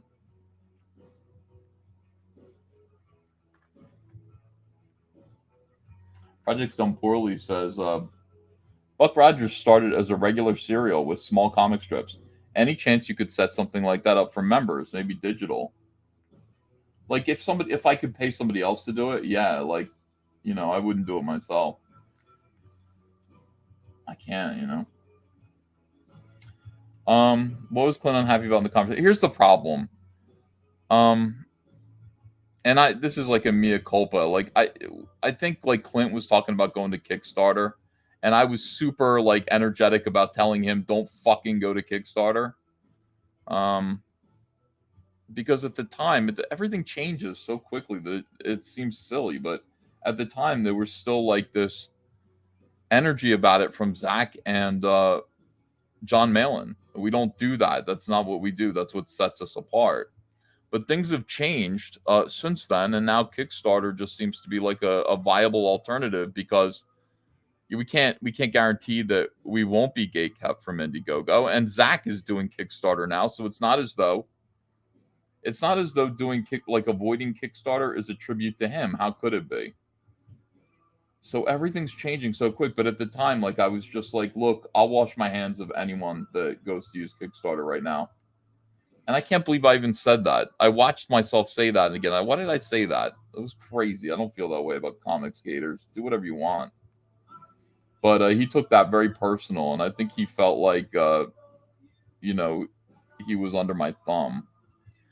So I completely get that. But I tried to talk to him about it, and he's still unhappy with me. So it's my fault. I'm not saying that it's, you know, it's his, not his fault. Clint needs to stop being soy and be a man, says J Bomber fan. He's fine. He's doing his own thing. Ethan, we know how much you love Clint. You can tell how much you cared for him. Heartbreaking to us too, says 201 Studio. What do you mean how much I loved Clint? Clint was okay. I don't think I loved Clint. He was all right. You know, I love Donald.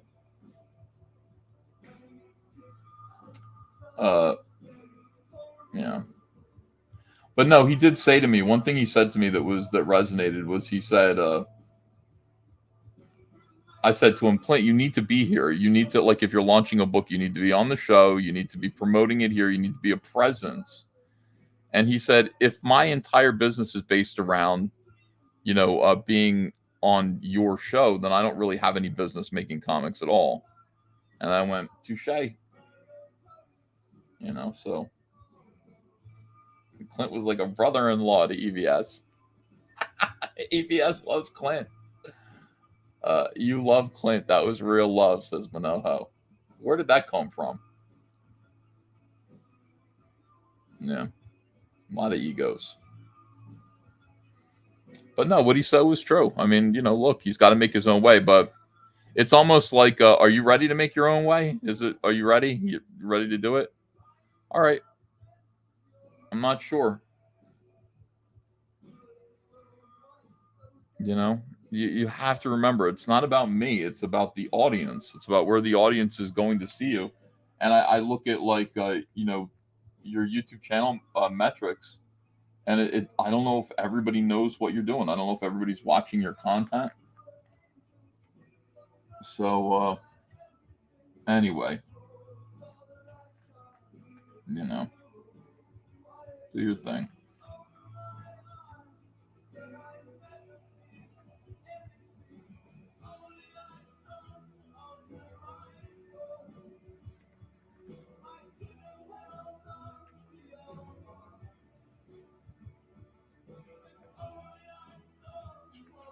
Should we fight to bring Clint back? Should we, like, send him? Should we send him, like, metaphorical flowers and say, "Come back here"?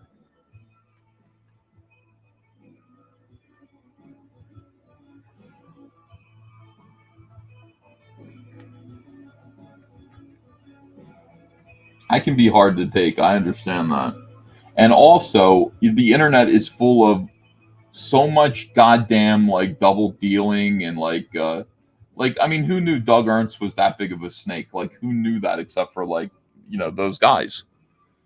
Did you, like, everybody seemed to be really surprised that Doug Ernst was a piece of shit. I was. I mean, I knew there was something wrong with him because he had, like, really thin skin and would get, like, super pissed about nothing. But yeah, like, who knew? So who knows what I'm up to? Like, there are all these rumors that, like, I'm up to stuff. You never know who to trust.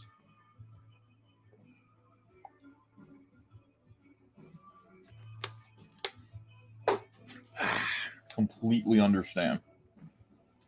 But you're wrong. Come on back. Let me out. All of my enemies will be revealed for exactly who they are. Pieces of shit.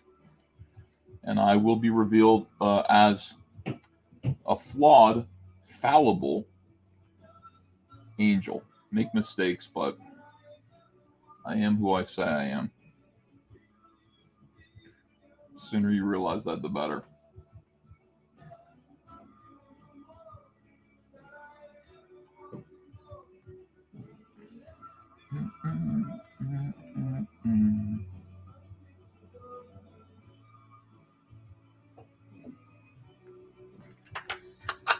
Sorry. Oh, I know. Ethan is up to about 300 pounds. You shut up, Whiskey Sierra. You think so? 300 pounds. Hey, Ethan, just apologize to Clint like you did with Az. Yeah, that went over real well. Is Umbrella Guy here?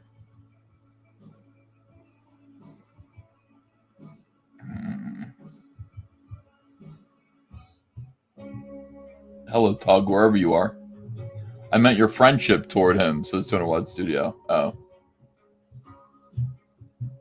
Alfred Ortiz. A lot of baggage can come along with being on an EBS stream, too. Yeah, but you know what? The baggage is handed to you by pieces of shit. Like, there aren't normal people, you know, who are going to give you a hard time for being here. You understand what I represent. You know, it's like, fuck the people who give you baggage for being here. It's ridiculous. J Bomba Fan says Clint is being gay and Doug is in his ear. I bet. I don't know. Well, I think that's probably true about the Doug part.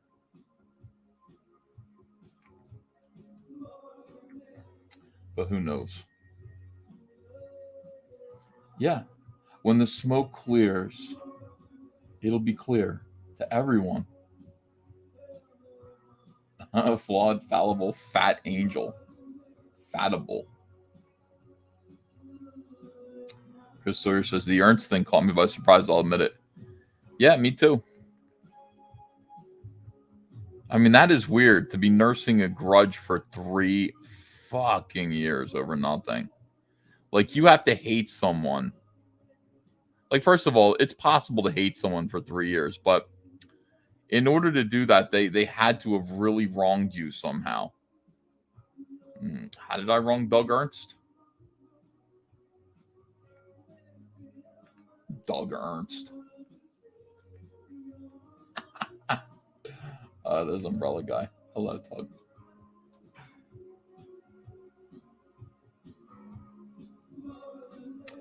Ethan, you need to learn how to insult people while making them like you even more. It's a talent. I feel like I already do that. You think I don't do that?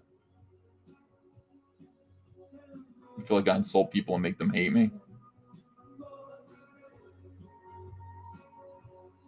Yeah, he is the Umbrella Man. Irene types up. Yeah, but what's happening to Irene is happening to her from pieces of shit. Like, we can't make decisions in life based on whether or not pieces of shit, like SJWs, like Heather Antos and Mark Brooks, are going to give you a hard time. Just understand, if Heather Antos and Mark Brooks are giving you a hard time, it's because you're actually doing good things. You're a good person. Those people, they want ill. They don't want good things for you. Full of jealousy and spite. Nika Rocket? Nick Go Rocket became a member. I feel like you already were, but welcome back. Tunawat Studio says, Clint's a great guy. A normal guy. We know you're not in love with him or anything, but we're BFFers. Can we swap Clint for Nasser? Oh, you want me to... Oh, wait a second. Do you mean like the reverse of that? I gotta get Nasser in here.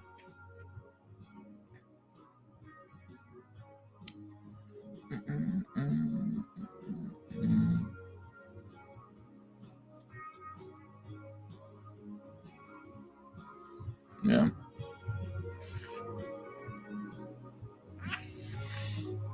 Ethan, do not join Comicsgate, says Benjamin Peterson. Yeah.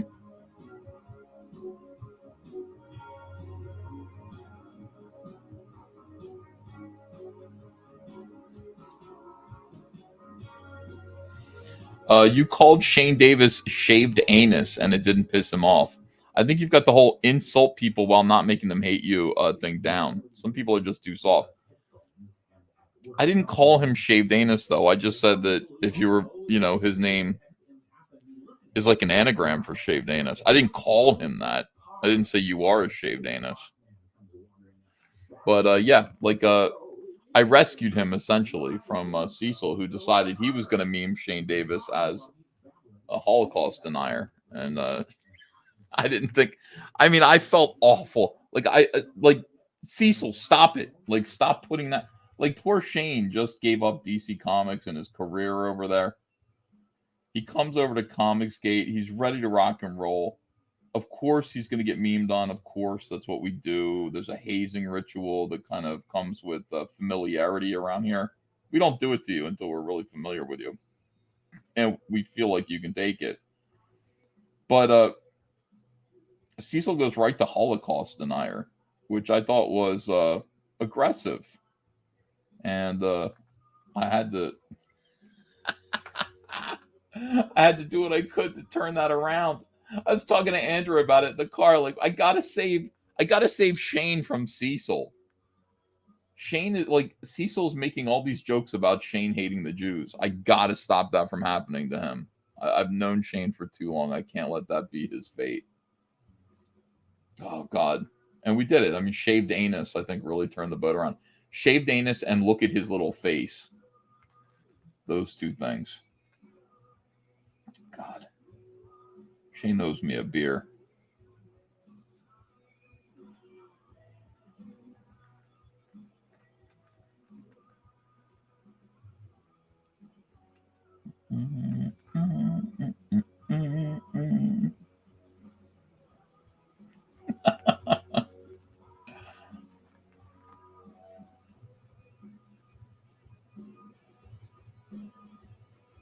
Yeah, Sumo Shane is great. You know, eventually Shane just like worked his way in over here, and like really, he and Yanzi are legends now. In my mind, like, I see kind of like when I look at like the creators of Comicsgate, like I really the big personalities. I see Cecil and John Malin. And that's why I always stream with them. But Shane is there now. Like, just in my mind, Shane Davis is right there with those guys.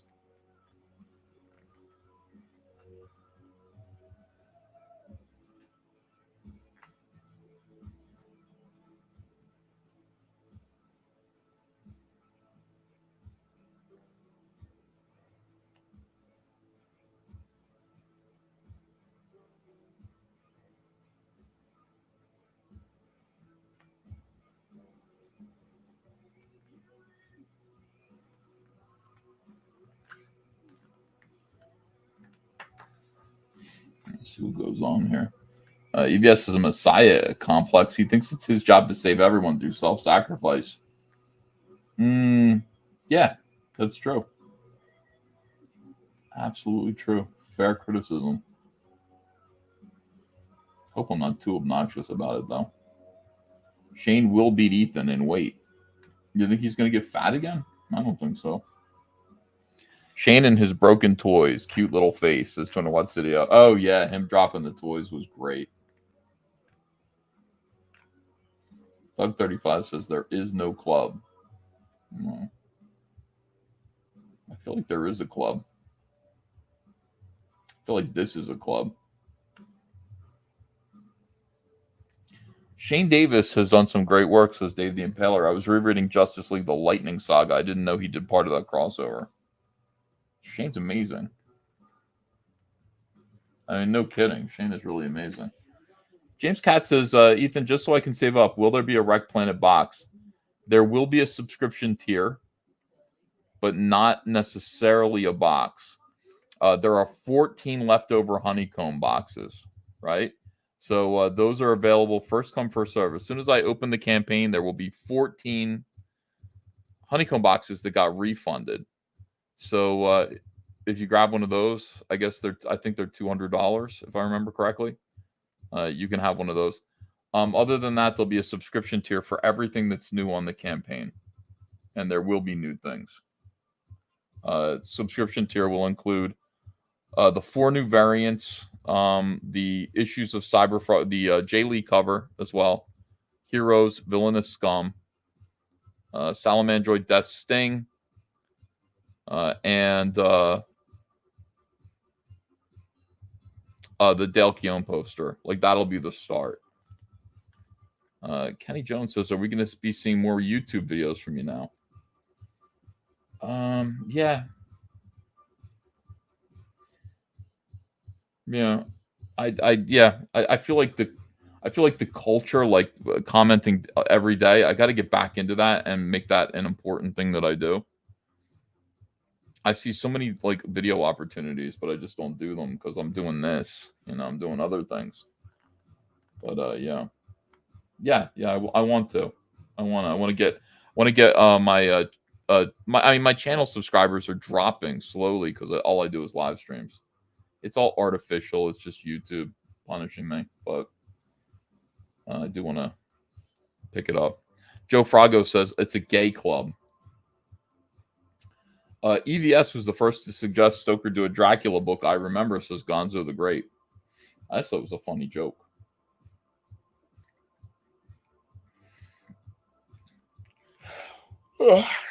He's a big guy. Probably some poorly says, Shane, go on the Jack show. Kelsey is dead to us, and we need you on that show to spice it up. Why is Kelsey dead to you? Kelsey will never be dead to me until he's actually dead. Which may be fairly soon, because, like, probably going to get eaten by a crocodile. So is this a new cover for the Second Chance Wreck Planet? No, this is an advertisement for... Dark Harvest that goes into the inside of Wreck Planet. This is basically the last thing that needs to exist for Wreck Planet, and then it's ready to go. I want to have the books ready to go to print and everything. Yeah. There's Mikey Curtis.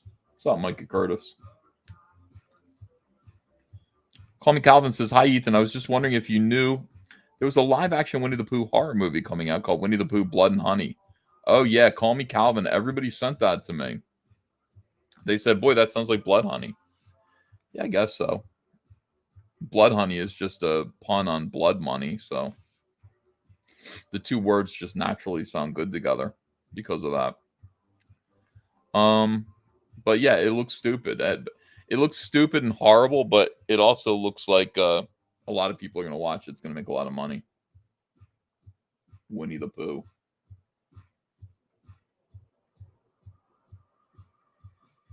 Yeah. What happened to Comicsgate? Is Comics great? They haven't posted a video in 2 weeks. Maybe they're on vacation.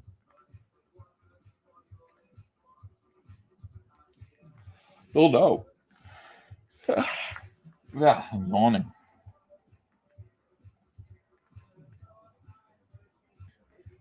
No sugar today. None. No sugar. No carbs.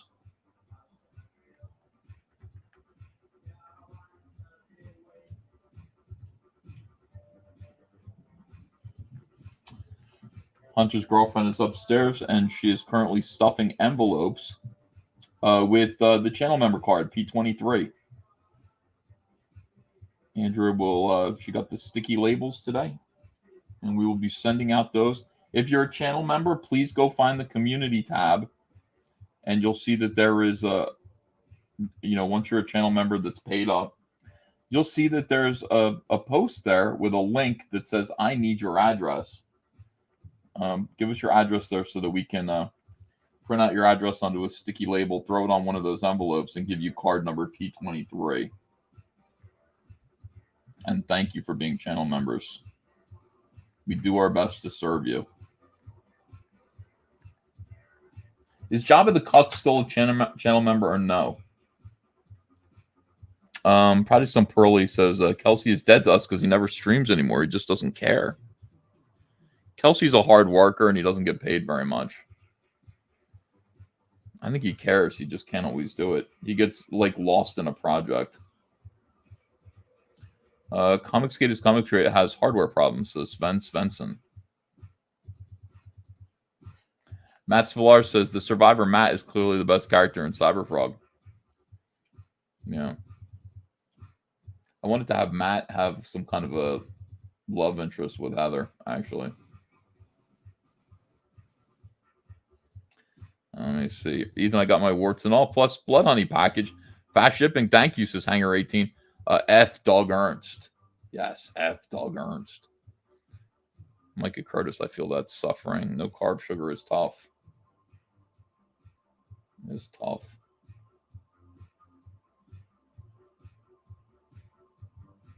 Yeah. I mean, the problem is, Matt, like right now, your character is 20 years older.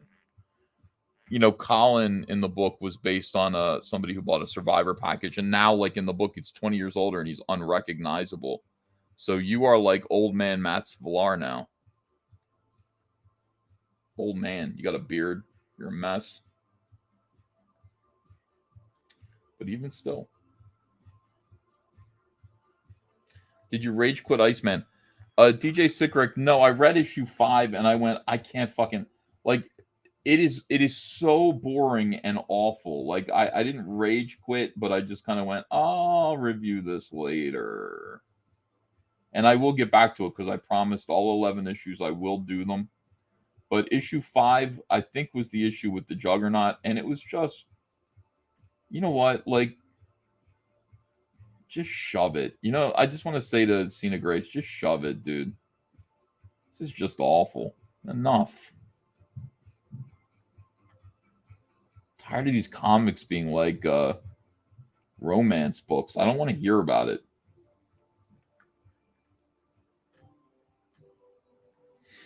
Boring. Wazru says pay more. I guess not aging like fine wine, says Matt Villar. No, Colin didn't age like fine wine either. I haven't drawn you, though. I don't think you're in Wreck Planet yet. Or at all. Maybe you'll be in the 3rd issue. He should have reviewed America Chavez reviews instead.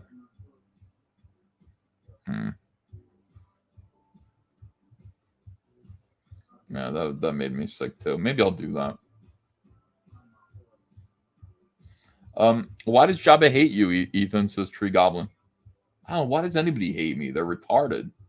There's no good reason to hate me. Christopher Gorey says, good sir, I was blown away by the art and the new Mandy Summers vampire comic. Have you been familiar with Peter Gilmore and why is he such a secret? Yeah, you know what? Peter Gilmore draws like a cartoony style 99% of his career. And people go, yeah, it's Peter Gilmore's art. And then he does his vampire comic and it looks completely different. You got me. I don't understand it at all. I'm just as confused by it as you. But I'm glad you enjoyed it. Warlock says, any update on Matt Martin's Snowman? Still in progress. I should post an update on that. I keep forgetting that's my campaign. I got to do that. I get some pages, some nice colored pages, fairly often, and they look fantastic. It's just a great book. You know, I just don't want to bother Matt about it. He is working on it. I see steady progress, and it is spectacular. Abra's 2 cents. I love you, Uncle Lee. I love you too, Abras. Nice to see you. Hello. Thank you for all your enthusiasm. I really appreciate the videos you made. Jabba the Creator. Channel members are gay. You shut up, Jabba. Any fearsome updates? Says Doc Matt Wayne. No. I feel like I don't know. I feel like when Rainbow the Brood is finished, that'll kind of clear things up, and I'll decide what I want to do. Like, do I want to do fearsome next? Do I want to devote any attention to fearsome? Maybe write it or plot it, hire a creative team, and do that. Is it worth it? I mean, I don't know. I don't know if it's worth it. I'm not sure.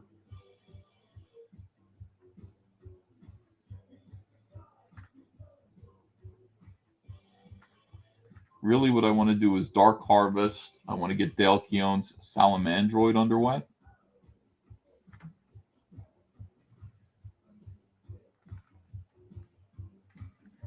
It's important.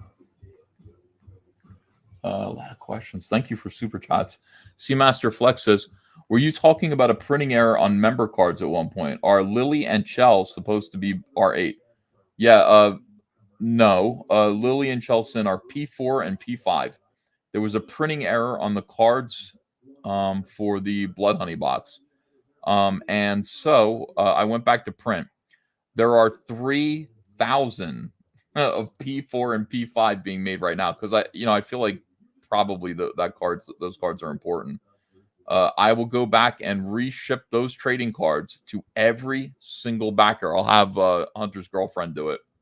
Put them in envelopes. Every single backer of Blood Honey is going to get corrected P4 and P5 cards. You can keep the R8 versions or you can throw them away. They're basically exactly the same except the number's corrected on the back. And so I will do that. That'll be about a month from now. They're at the printer, or they're being sent to the printer now. So there you go. I hope that answers your question. All right. Yeah, what's the status of Snowman? In progress. In progress. Why not get Bill Willingham to write it?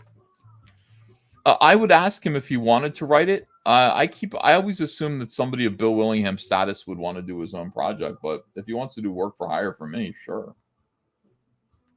That'd be great. He's actually ideal for that kind of a project.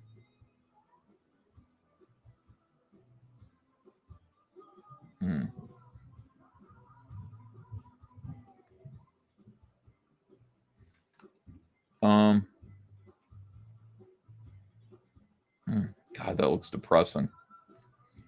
Dave, I hope not. I hope we do better than that. Rainbow the Bruton in 23, yeah, I'm afraid. But I want Cyberfrog 3 done quicker than that.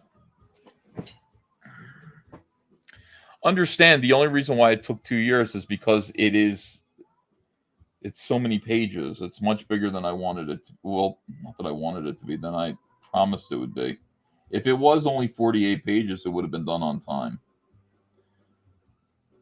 But I didn't feel like it was finished at 48 pages. I didn't get it where it wanted to be.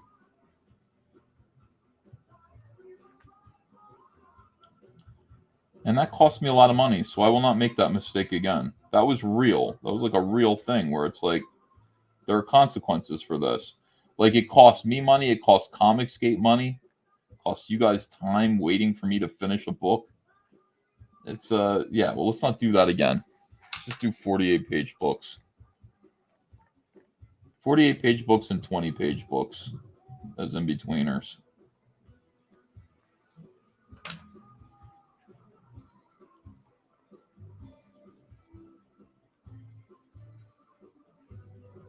But you're gonna get Dark Harvest like pretty quick. So you'll read Wreck Planet, Salamandroid Death Sting, and then you'll get another hit real quick with Dark Harvest.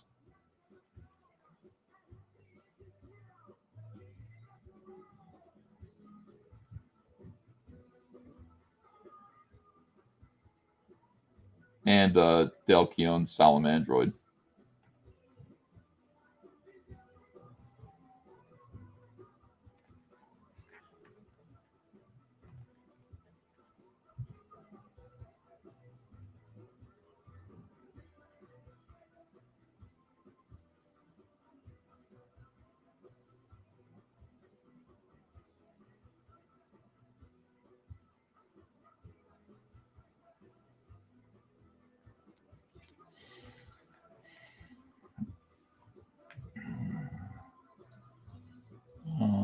Yeah. What's rough are the late books that rarely put out progress updates. Yes, sir. Let's not give the haters any fuel. Shut them up with success. If that's the game we're playing, that's the game we're playing. I don't even think about them. I think about me. I don't think about people who hate me. I think about what I want to do, and maybe that's part of the problem. Ethan, you are communicating. It looks like we're getting more bang for our buck here. Yeah. Wait a second. Any little girl lethal updates asking for Ezra Miller. Damn. Can you make an Indiegogo without a release date so we can just stop all the this book is late, parrots? Well, listen, we're in for a whole new thing because what's going to happen is we're going to have what this leads to is we're going to have a series of trolls. We're going to back, and mark my words, we're going to back campaigns by comic skaters like myself at the lowest tier so that they have access to the comments section where they can heckle and dispirit my backers. Their gay ops are wild. Doug Ernst, his whole crew, War Campaign, they're all hanging out together. That's what those guys are going to do. It's great. You know, it's going to be a thing, guys. So yeah, I don't know. Broken 2 looks sick, says Micah Curtis. It sure does. Make sure that you back that. We will push through it regardless. We always win. We're the good guys. Lieutenant Hughes says, yes, if it means anything, our love is greater than those gay ops operators and shitty jealous folks always attacking you. Yeah, that does mean a lot. I always think to myself, do I solve my fans? Because what I mostly hear, my fans are responsible people who are working. And they have lives. What I mostly hear are from creeps and weird people who live on the internet. And, you know, they're the voices who get through. But I have faith, I know. Had this amazing experience yesterday at the swimming pool out there with Andrea. I'm in the sun. She's like, you really need to get out of your office and just get some sunlight. So I'm sitting there with her and we're talking about what I talk about with her, which is Cyberfrog. That's pretty much the only thing I ever talk about. And I'm scripting the Cyberfrog pages. And I wrote it and I thought I knew what it meant. But like it hit me like it like all of a sudden the entire meaning of the book and what Cyberfrog chooses to do in the middle of the book, you know, his like how Cyberfrog's whole thing is how do we fix this? Like the book's called Wreck Planet. Like it's the problem is too big. How do I fix it? Where do I start? And like what he chooses to do, like hit me, and it was definitely God. It was definitely God because he does do something, and I didn't know why I had him do that, but like I don't know, like it hit me like an angel or something. It was amazing inspiration.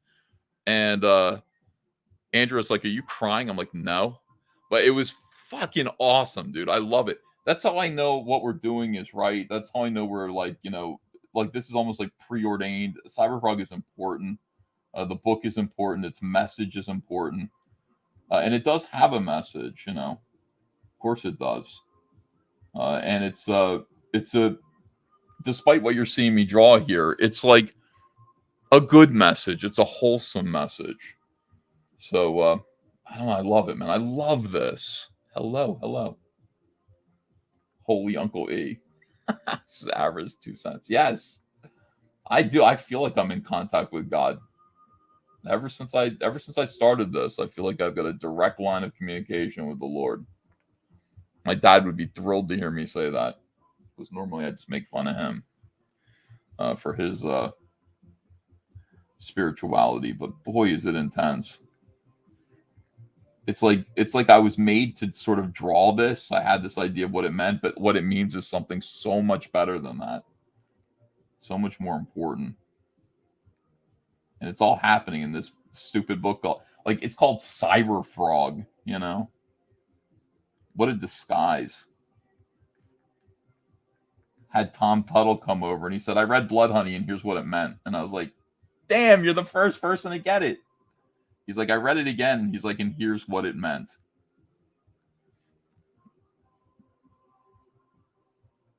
So rad.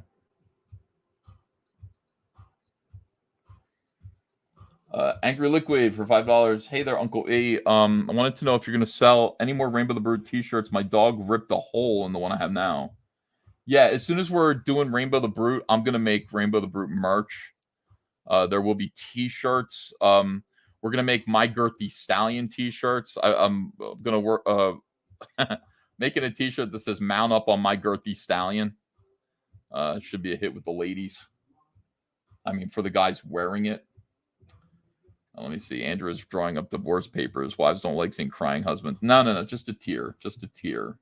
No.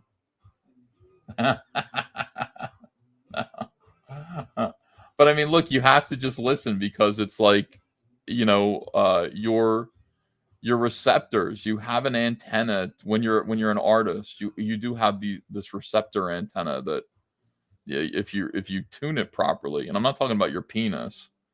If you tune your receptor antenna properly, you can receive inspiration. You have to be listening for it. You have to actually be there, Yeah. By the way, look at this. Well, we know what kind of pressure Mitch was under. Yeah. A lot of revelations this week, right? A lot of revelations. I'm not crying. I don't cry. Sometimes I well up a little bit, but that's just God. That is God. I don't care. It's awesome. I love being a comic book creator. But I take it seriously. When I take it seriously, I mean, I care about the work I'm doing. I don't, I'm not here to pump the shelves full of shit. I don't really care if anybody else wants to do that. That's not my purpose. It's not what I want to do. And I've been clear about that since the start.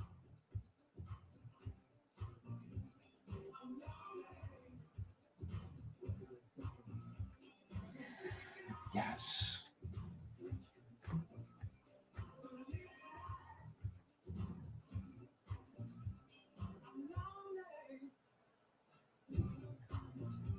This guy died while he was tuning his antenna.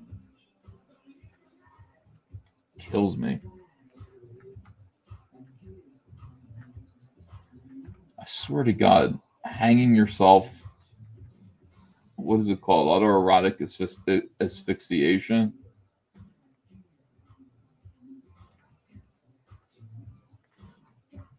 I don't understand. Like,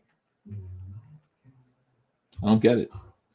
Orgasm's pretty good, but I need it to be better. Okay, I kind of understand that a little bit.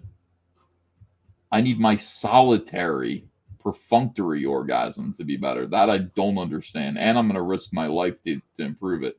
Don't get it. Sorry. That is weird.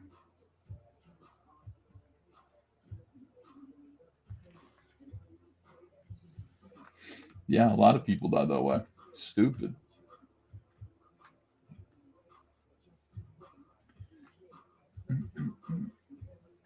Mitch should come back and rebuild, focus on crowdfunding books and fulfilling. Well, I mean, that could be an interesting consequence of discovering Doug Ernst's despicable perfidy, is that, like, Mitch has a, comeback. I wouldn't care. Jeffrey Brown says, seriously, not trying to be a jerk, but if you're serious about being in communication with God, should you tone down the comparisons to Jesus and other blasphemy? You know what? Jeffrey Brown, he loves me anyway. He knows who I am. He knows what I do. Imperfect. And yeah, I'm a sinner. But my sins aren't that bad. I don't think. It's a little bit of blasphemy.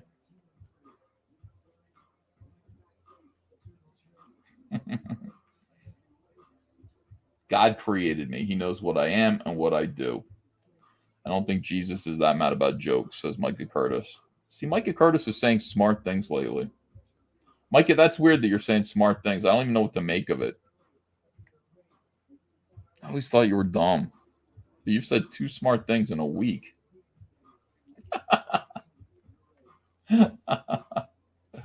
Yeah. All sins are bad, says the Leper Colony. Yeah, but isn't there like a hierarchy of sins?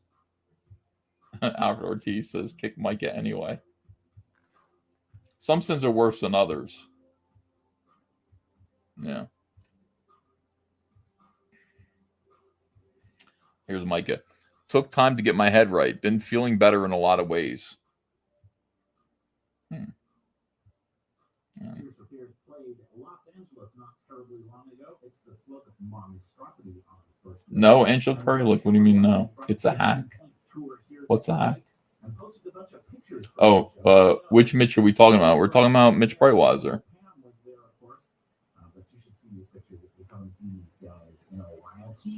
Remember Mitch? Yeah. Mitch messed up, but like, I don't know. I mean, Mitch messed up, but here's what I will say about Mitch. Red Rooster was great. So I don't know. Is Micah wearing sleeveless shirts? Yeah, probably. Yeah, what other Mitch is there? I don't think there is another Mitch. My thing about Mitch is that it's up to you guys. You know, I don't know if Mitch wants to be Comicsgate, like, but when it comes to backing his books and everything, that's up to you. You can forgive and forget. Gonzo the Great, thanks for $5. Rip, R.I.P. Tim Sale. A unique artistic genius, just like EVS.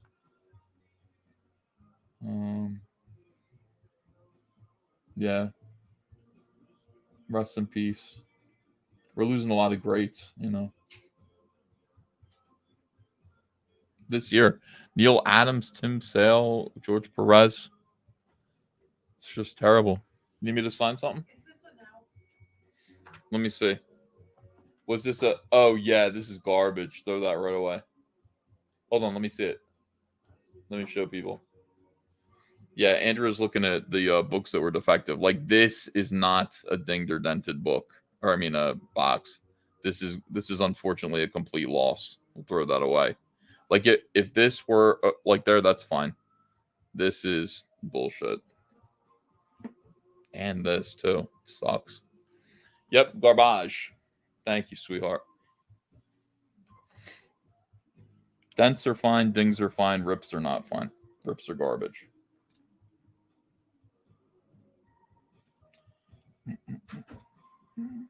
Yeah, Andrea came down. She's fulfilling your orders. People who are backing on eBay right now, she's boxing them up. We're getting them out. Simple as that. But we put together a box of the Blood Honey boxes that we thought were not fit to send out to our backers, and so a few boxes actually. We probably have like 100 of them. So she's going through them right now to see what's okay to send out to people. Dinged and dented, $20. But we're still not going to send you like. It can't look like that. Ethan literally eats the loss. Yeah. All right, hold on. Let's see. Mikey Carter's jokes are one thing, but using God's name in vain is just wrong and ruins the testimony. Notice the discomfort with it by some of the Comicsgate kings on those streams. Everybody's saying hi, Andrea. Andrea's the best. Yeah, you know what, Jeffrey, you are 100% right, but I try my best. I do try. It's just the way it is. Can't be perfect in every way. $10 confirmed. Sell it for 10. Why would you want it? It has a big rip in it. What would you do with it? Let me see. Like, it's worthless. Turner Watt Studio says, been watching CG videos from 5 years ago. Knowing what we know now, you can see the deceit in the old ranks. Also, Mitch was getting guff early on. Yeah, I mean, it's interesting to go back and look at that stuff. We recently watched me talking to Doug Ernst, you know. It's like, you can just see he's a piece of shit. Even then. Fake Christian piece of shit. Angry. Holding on to rage. And then lying about it. Like, if you're mad about something and somebody says, what's the matter? What's wrong? And you go, nothing. Everything's fine. I'm not. That's bullshit. That is fucked up. There's something, like, very feminine about that. See, I talked to Micah. Here's the thing. I use Micah as an example because Micah Curtis is somebody who I was actually angry with. He's really getting on my nerves. And rather than just hold it in, I waited until he said something rude about me, and then I blasted him. This is how I feel about you. This is what I think. I want you to get away from me. And he did. And that was it. I just feel like that's the way it should be, man. Just be upfront. And I'm not mad at Micah anymore. I got it out of my system. I think he heard what I had to say. He processed it in any way that he wanted to. And here he is in the chat, you know.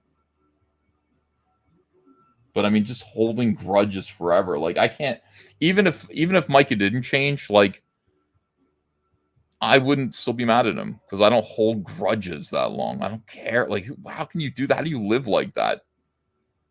How do you live being angry at someone and like jealous and for like that long? Who cares? What's the matter with you? Get over it. Micah Curtis thinks he's Jesus, says Vince Benson. I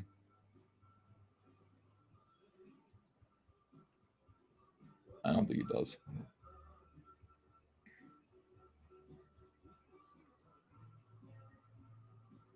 Things are getting better.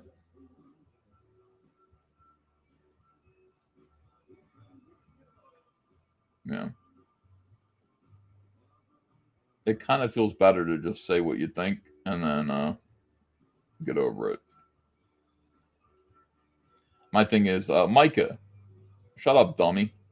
Said what I thought, and now it's on me to get over it. That's it.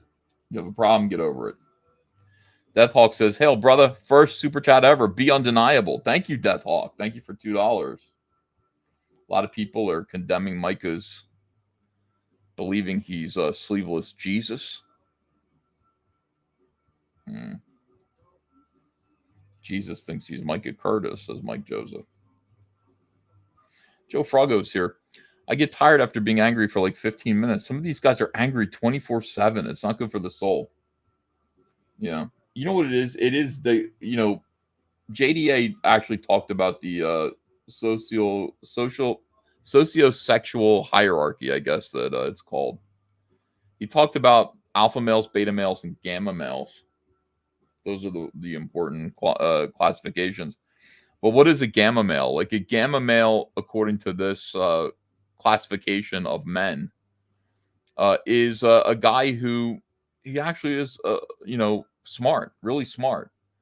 And he can't understand why he's not on top. Like there's something missing with his charisma, his looks, his abilities, whatever it is. But he's like, I'm smarter than them. I should be the one that's up there. It should be me. So they harbor grudges forever, absolutely forever. And they scheme and all this stuff. It's I can't believe Doug Ernst is a fucking gamma male. That's ridiculous. I had no idea that was the case. But he is. You know. He just is. I don't know why. But I mean, to sit there, you know, here's the thing, like, first of all, you know, make no mistake, I think he did damage to me. Talking to my lawyer about it. I think he did damage to my career. I think he spent 3 years maliciously harming my reputation and my career. And I think he did damage to it. I think there are people who will no longer support me, give me money for my comics or whatever else, my t-shirts, things that I sell, will no longer send me super chats because of Doug Ernst. And who even knows how much that cost me? I can't even, boy, I have to sit down and calculate what I think that might be. I think he did tremendous damage. And on top of that, I got to say, it doesn't feel good to wake up every single day and go to YouTube and just see what's going on. And there are 3 new videos from Comic Book Hut that are just, I can't even watch them. Like, I don't even watch his videos because I'm just like, they hit you in the pit of the stomach. Like, these are ugly. These are cruel. These are mean. and these aren't true, and they're harassment, and you feel like probably like Brie Larson feels, when she gets all those videos from Mecha Random, or Jeremy from Geeks and Gamers. When does it stop? When are you done? When are you done with this? I mean, at least those people are doing it just for money and clicks. Like Doug Ernst, like there's no money being generated here. The only thing that's being generated is hatred, just working out a problem, self-satisfaction. And it feels awful. And that's why I don't want to do it anymore. Like I feel my skin crawling every day. I was trying to explain to Andrea, like I live with this kind of like anxiety that's never gone away since I was canceled. Like, that anxiety just doesn't disappear. It just stays with you. And basically you learn to live with it and manage it. You learn to manage that stress. But he contributed to it. And that's, I mean, I don't know. I just think I think it's awful. So with the stress that he's added to my life and the fact that like he's probably cost me money and fans, support, and it's just something that's worth thinking about. Christopher Gorey says, let me see. Good sir, Christopher Gorey. Good sir, 3 years ago when my father suddenly passed, you and Andrea sent me a copy of Cyberfuck Blood Honey. To me, it was immediately about friendship. It helped a lot. Thank you. Oh, the story was. Oh, thanks, Christopher Gorey. Sorry about your father. I remember this. Oh, that feeling is scabies? I don't have scabies. Yeah. Oh, that's a good way to look at it. Like, how many views did those videos get? 350 views. That's 350 potential backers, of course. I guess that's how we would figure that out. David Feed says, Doug is right. I will never spend another dime in all caps comics again unless it's Starblades 2. Kyle is aight. What's wrong with you, David Feed? Doug is not right. Doug is wrong. Wait a second. You just spent $5 right there.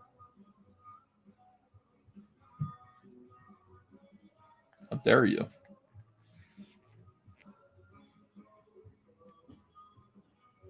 Have you talked to Wes since his video? No, of course not. Who even knew about that? It's creepy. It's a creepy video. Obi-Waner says, I'm surprised you let the People's Champion get under your skin. No, it's this repetitive thing. It's not just that Comic Book Hut is what he is. It's just, when is this going to stop? Is this every day?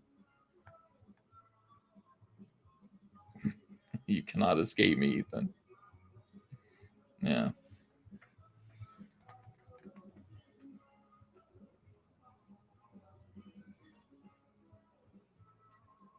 And to think that like somebody like Doug Ernst was making that happen. It'd be one thing if it was just some tard like in Queens, but no, it was an organized campaign trying to make my life hard. That sucks.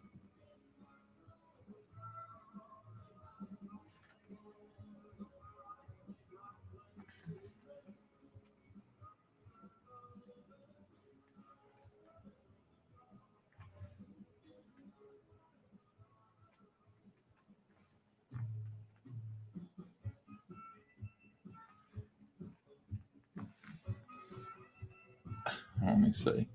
Hokum says, paying you for the extra member card you sent me by accident. Thanks for this, Stan's brother Ethan. LDS term I learned, huh? Hokum, you look LDS. So I believe it if you were. Let me see here. Thor Odinson. If you make a GoFundMe to sue Doug, I'll put in. And then some Doug. Yeah. Could happen.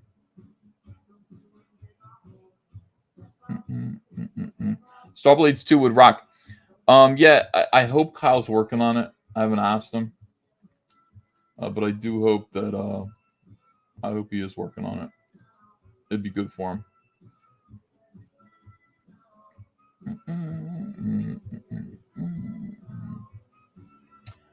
Where does Hut fit in the hierarchy of males? A mega male?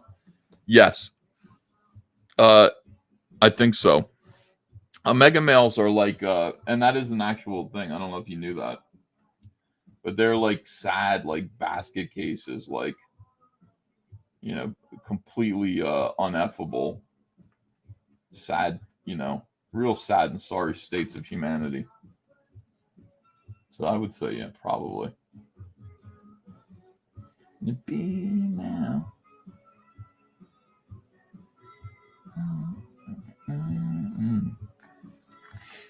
Yeah. But I'm just registering my my absolute distress over this and what it's cost me personally. It's been awful, very stressful, and I'm positive it's cost me a lot of money. A lot of money. Crazy.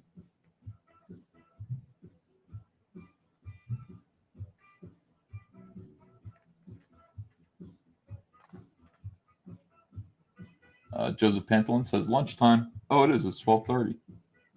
Kids didn't have school today, so everybody's home.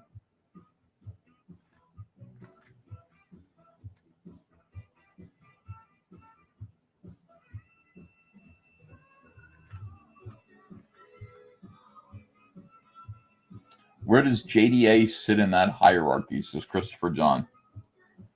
I don't know. You'd have to ask him. He said that he is. Last night, I think he said that he would be the third thing, which is like a worker. I don't think he really believes that about himself. So there's like alpha male, and there would be like a delta male, I guess. Alpha male, beta male.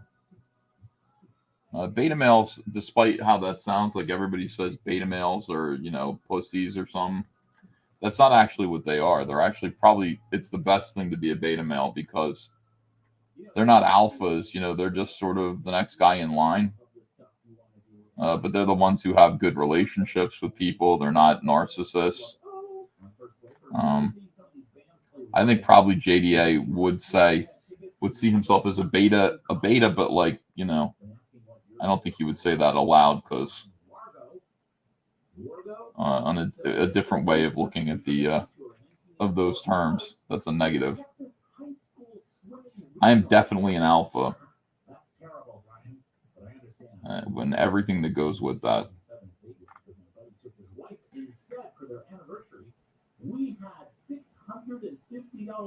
That's not a good thing. JDA is a Zeta. I pick my eyes up from the paper and see some funny shit. Hold on, let me see what I missed.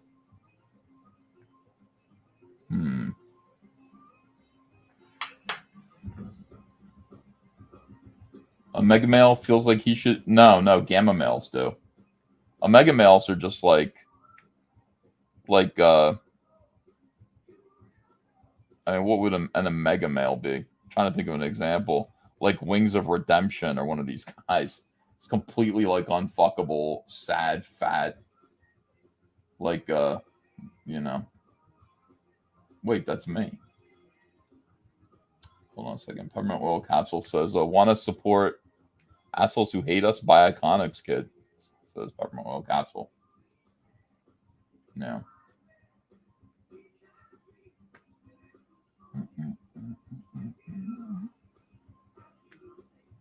Yeah, like incels. Omegas are outcasts. I said Wings of Redemption. I don't even know very much about him. I just saw him. I saw a picture of him, and Ethan Ralph. Ethan Ralph is interesting because he would have used to have been considered an alpha because he's a leader. You know, like he headed up the show. He was a big part of but he's fallen. Like he's a weird situation. Like he's fallen to like omega male almost. You know, strange.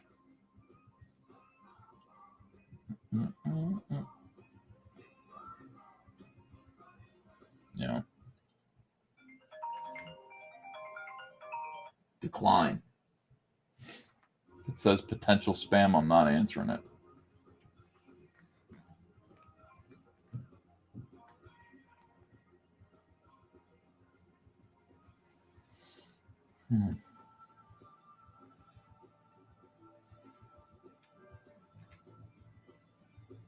Wings beat the weight loss surgery. I'm not following any of this. I should actually look into that guy.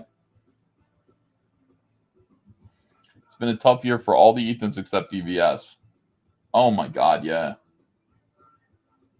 It's been okay for me. It hasn't been a great year, but it's been okay. You know, it's survivable. You know, we lost Andrew's father, so it wasn't a great year.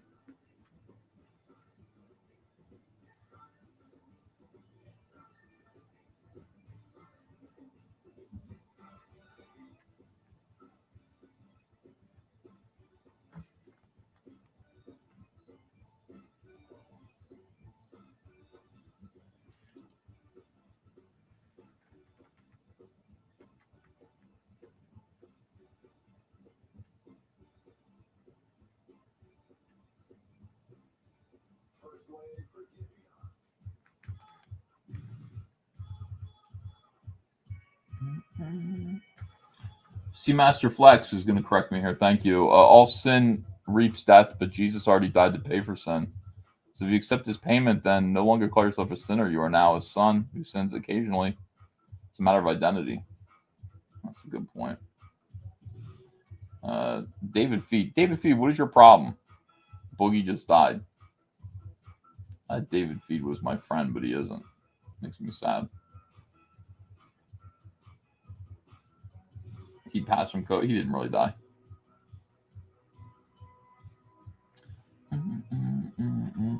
The saddest thing ever is H3H3 Ethan. What a despicable piece of shit he has become or turned out to be. I don't know if he always was. But boy, I really used to like his videos, and I liked him. Can't stand him now.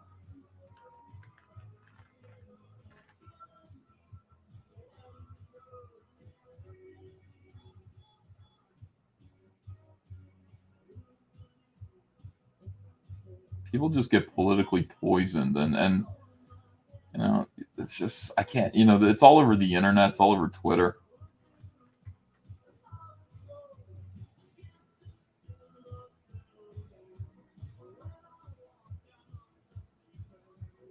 It's almost better to just stay away from politics.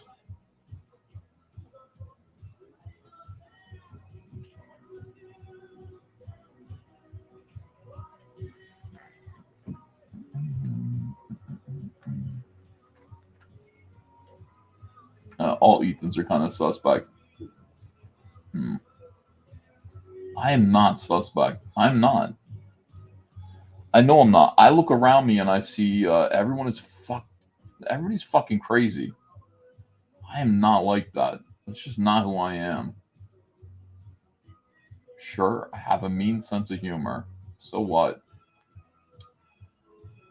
These people are crazy and they're assholes and they're creepy and they're into weird shit. The amount of bizarre sexual deviancy going on like around internet culture is it's just I can't even imagine. I'm sorry. Fuck these people. Krem Frage says, hey EVS, will there be a new beanie campaign before winter? Do you want me to make beanies? You want to rain shut up, Alfred. You want to make some new beanies?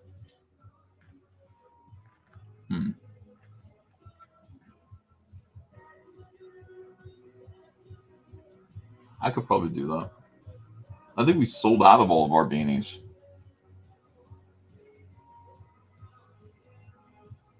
I'd have to get started on that if that's something I wanted to do. To make sure that I had them in time to sell them in like October, you know. Maybe Rainbow the Brute. Rainbow beanies. Oh my God. Ethan is such a horrible name, says Equinsu Oka. I like it. Thor Odinson says, I'm still grossed out by the Royal Up Incest Brothers. I thought that was just a joke, but apparently not. Yeah, those two guys, yeah, from what I hear.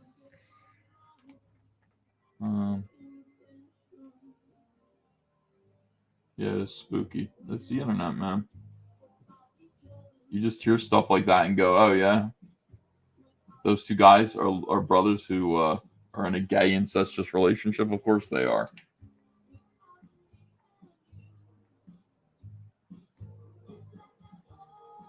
Whatever. God.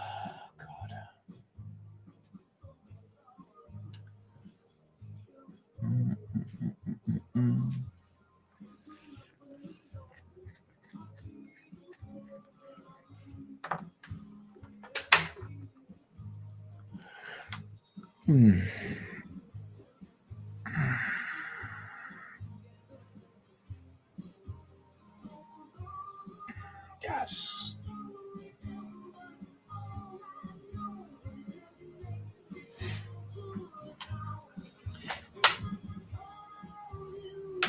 Oh.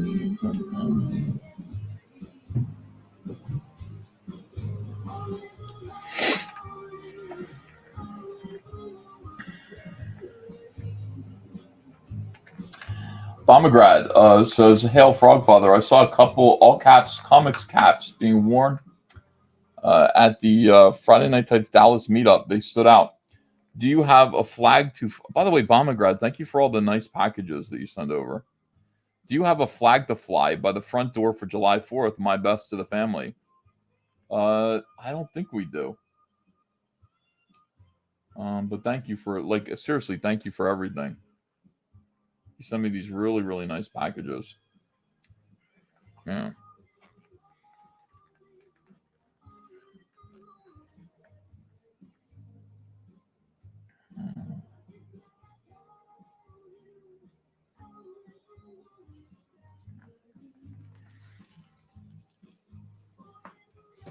Mm-hmm.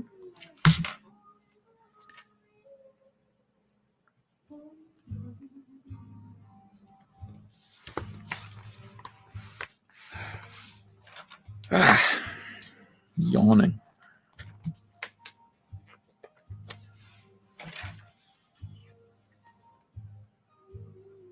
Let's see. Eric Weathers, have you sent me anything yet? No. I was extremely displeased to hear about John of They Might Be Giants, John F., the other John, getting in a car accident not terribly long ago. That was horrible news. It's the slug monkey on First Wave. He just posted yesterday an update. He says, after 6 long days in the hospital, I'm now recovering at home. John F. of They Might Be Giants. It'll be slow, but I am already feeling much better. At least that's what the meds told me to say. Hey, John, if you need to get rid of any of those extra nuts, you know, extra nuts for hooking up my nose. And thanks to the Daily News, they actually posted an article about him on the accident. Very cool. Glad to hear John F. of They Might Be Giants, and what are we going to do unless they are getting better? Keep that up. That's first right. I want to make this into a beach towel.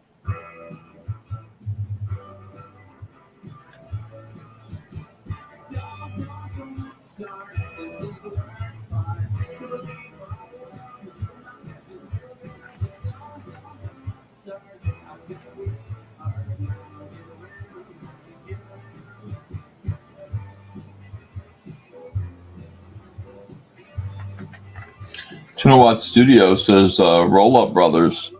Never heard of them. Explain. They're like internet trolls who have a YouTube channel. Apparently, they're two brothers. I've had a couple interactions with them. I debated them on Nick Ricada's show, and it was really strange. You can still find that. Nick said, "I got somebody who's anti-comics gay who would like to debate you." Back in 2018, and I went, and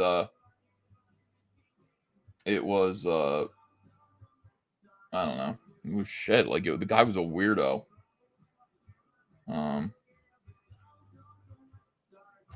And then I was on Ethan Ralph's show, The Kill Stream, and he called up and was like, "You're going to the gas chamber," and it was fucking creepy, man. The guy actually said, "Can I ask you a question? Like, how crippling is your autism?" I didn't know they were fucking each other, these two brothers. I had no idea that they were in, like, that's who they were. But they're weird. I don't know what to say. Cumberbatch Pepperbot says, Happy Cyberfrog Day. Yes, every day is Cyberfrog Day. Yeah, comics are a side hustle, Richie. Queen Bee says, to be iconic is to be widely known for distinctive excellence, inspired, not crap out pages on time. Frog is icon of comics. Love from one icon fam to another. Hell yeah, Queen Bee. We don't sleepwalk through this, do we? What is this? David Feeds back. Is this a CG vacation pinup? Are those wasps going to wear bikinis? Why don't you shut up, David Feed? You and Alfred Ortiz and Jabba the Cuck. I'm going to roll you all into a ball and fling you into the ocean. Hold on a second. Only good debate I've seen was with Taylor Talks Comics. Yeah, that wasn't really a debate. That was just a... These are all of your crimes. I like to actually debate comics. Is that stream still up? Yeah, I think so. Oh, what, the Nick Rekieta one? Yeah, I think it is. Just look up like Rekieta, Ethan, Van Sciver debate. You'll find 2 debates with creepy ass SJWs. One of them is the roll-ups. And that debate really pissed him off. He's been coping from that debate like ever since. Like 4 years of cope, man. Just let it go. Just suck your brother's dick and be happy. What did you think of the Tomb of Dracula series? I never read it. I don't think I ever read that. Yeah. Alfred says, hey, make good points about sales figures and variant covers. Did he make a point about variant covers? He basically said the sales are good. You know, I don't know what he said about variant covers. J Bama fan, CG class of 2019 says, I'm an alpha in the gym and that's where I'm going. Go do it, man. Confronting Vicky over Bitcoin allegations still makes me laugh. Yeah. I love talking to Dan Shaheen. I like Dan Shaheen because like I can tell, like, I don't know, like he has a love-hate relationship with me. When we talk in private, he sends me all this stuff all the time that kind of buttresses Comicsgate. Like, you should see this, man. You're right about this. And then like once we get on the show, like I know he's gonna be cartoonishly like confrontational with me. And he's not very good at it, but he needs to show that he hates me so that he doesn't get in trouble with everybody else. It's charming. I like it.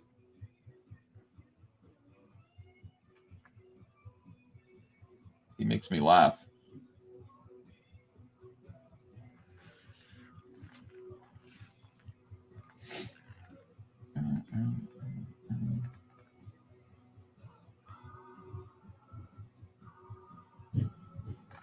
Yeah, this confused me too. Bombergrad and J Bomber fan. 2 different people. They just like Alabama. They're both Alabama fans. But yeah, I got them confused for a minute too. I just realized they're different guys. Yeah. I love when he called Noah Ethan like a dozen times in his interview. I didn't see that. Did he? Poor Noah. Ethan, wait.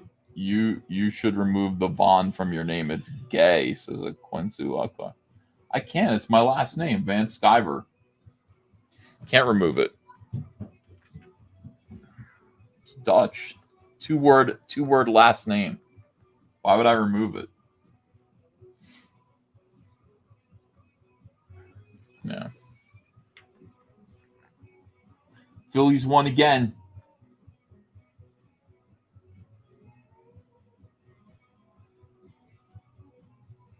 And we got a double header.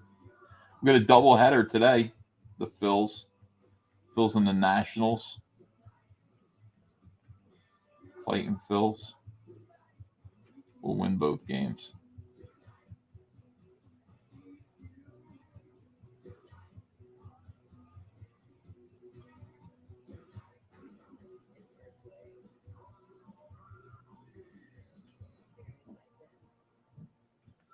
Andrea left beef ribs in a crock pot overnight. I mean, you got to be kidding me. Woke up this morning. She's like, "Is this good?" I'm like, "What the hell? You are a goddess." That's what I'm going to eat for lunch.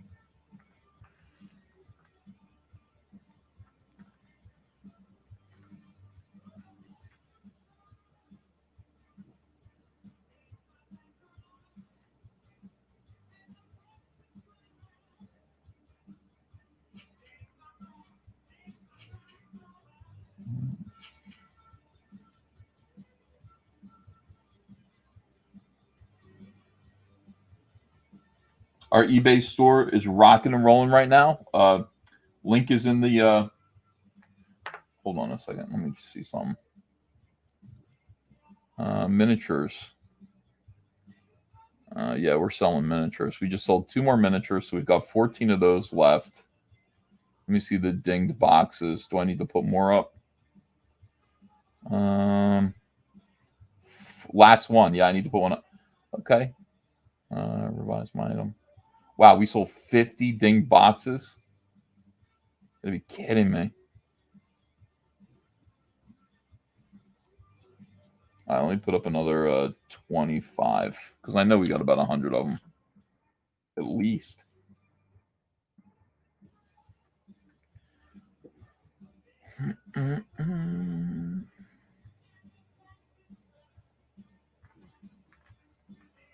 Okay.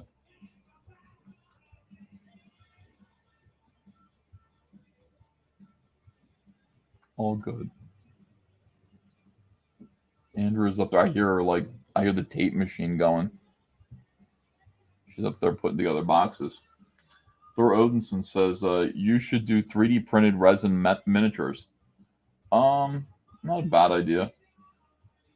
We manufacture everything though. I mean, that's the thing. We're not doing any like printed out stuff because we can't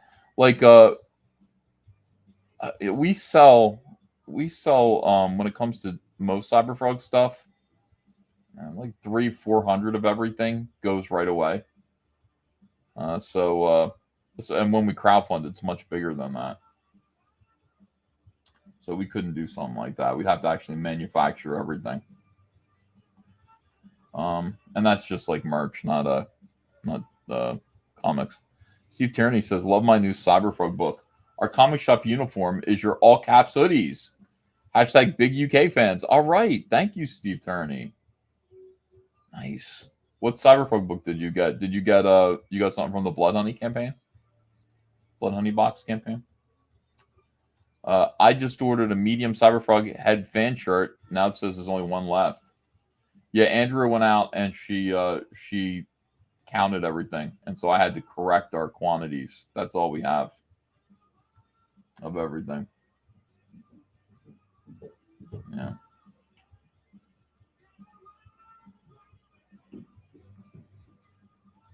Curious to see how Red Extermination does compared to Wreck Planet. Yeah, me too. Like a pit in my stomach. Well, we got a lot of things. First of all, I'm sure that being late on Wreck Planet has done damage to my backers. And I'm sure I'll probably take a beating for it, in the numbers.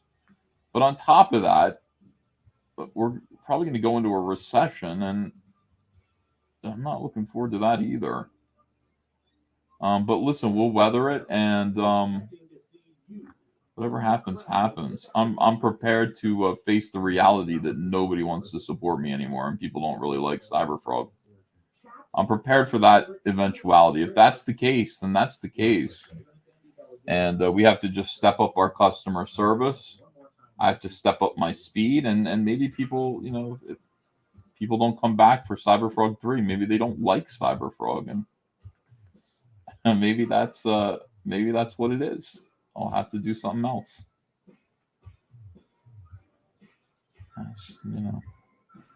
That's the humility that comes with Comicsgate and being an indie creator now. Oh my God, it's gonna be terrifying. Oh, you got the box with all the covers. Nice, cool. Thank you, Steve. Thank you for your support. Thank you for buying one of the big tiers. I remember when you started up on here. Guess you were a Battletoads fan. I never was. How do you like that? I've never played Battletoads. I don't, you know. I became aware of Battletoads after I created Cyberfrog, and someone said Battletoads, and I went, "What the fuck?" And that's followed me around ever since. Anything frog will be compared to Cyberfrog. Quit watching TV, says Keith Dotson. Where did that come from? Red Extermination is going to do great, especially with that wraparound Keone cover. Yes. Steve Turney says, I'm buying 3 of everything next time. Oh, thanks, Steve. Yeah, I have some really good supporters. I appreciate you guys. Once people get Wreck Planet, they'll happily put aside money to back the next installment. Wreck Planet is really good, guys. I think it is. I await the verdict of you and of the lying critics. Wait, I'm excited about it. We are in a recession, says Bane Mailer. Yeah, I know. Gas is ridiculous. Let me see. Ethan only played Golden Axe. Yeah, I wasn't a video game guy when. God, I must have been, 20 or something. Like, I was 19 when I created Cyberfrog, and I was doing comics for my friends at the mall. And one of the customers saw me and said, Battletoads. And I went, what? And they told me about it. Battletoads plus Skate Man equals Cyberfrog. But I mean, it isn't anything like Battletoads. Not at all. Will there be some other cyber hybrids in the future? Well, there's Scorpion.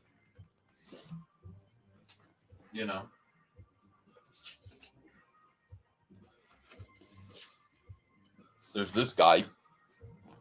And this guy. This is Salamandroid Death Sting. So there are some other, and not only that, there's all of Scorpion's people. There's Rumblebee, there's Shockroach, everybody that you met.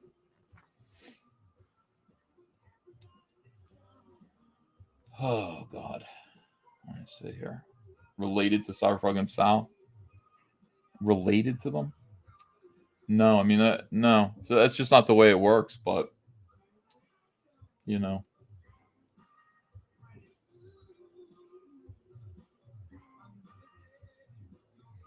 any non-stuffed honeycomb boxes available, please?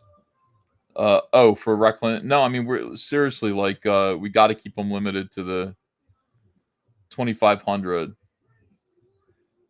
That's the thing. I made a little bit more than 2,500, but judging from how many of the boxes were unacceptable to ship, we're probably going to eat all those up too. So.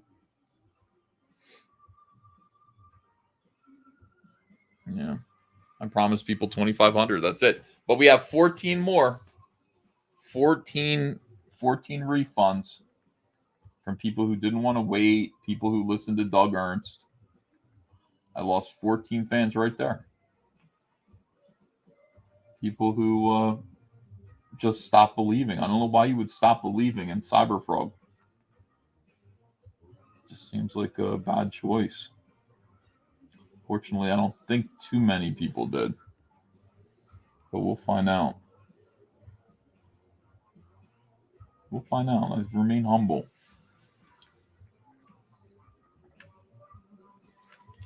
Survive Infinity says, thanks for making my day go by EVS. Did you just call me a Dego? I'm like 25% Italian. Just kidding. Thanks. Appreciate that. Thanks for being here. Let me see. William F says, we know how many hats you wear. You're not going anywhere. Or not going anywhere. We know how many hats you wear. Not going anywhere. Got it, William F. Yeah, I could stop promoting people. Alfred Ortiz says, will be interesting to see. Yeah. Showtime. Showtime. Launching Cyberfrog 3. Everybody who loves me and hates me all watching together with Alfred Ortiz, who's somewhere in the middle, but mostly towards hate. We'll find out. Yeah, 14 boxes. That's $2,800. Ka-ching. $2,800 for the Second Chance campaign. I can already count on that. That is on its way.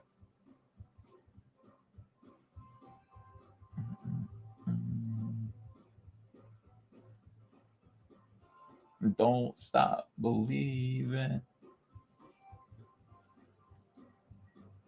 Hold on to that feeling. Yeah. Obi-Wan says, thanks for wasting my day, EVS. Thanks for being here. Dude, that one you showed earlier was fine to send as defective. I would take it. Still amazing. All right. Well, you know what? I'm going to have Andrea just hold on to them, okay? So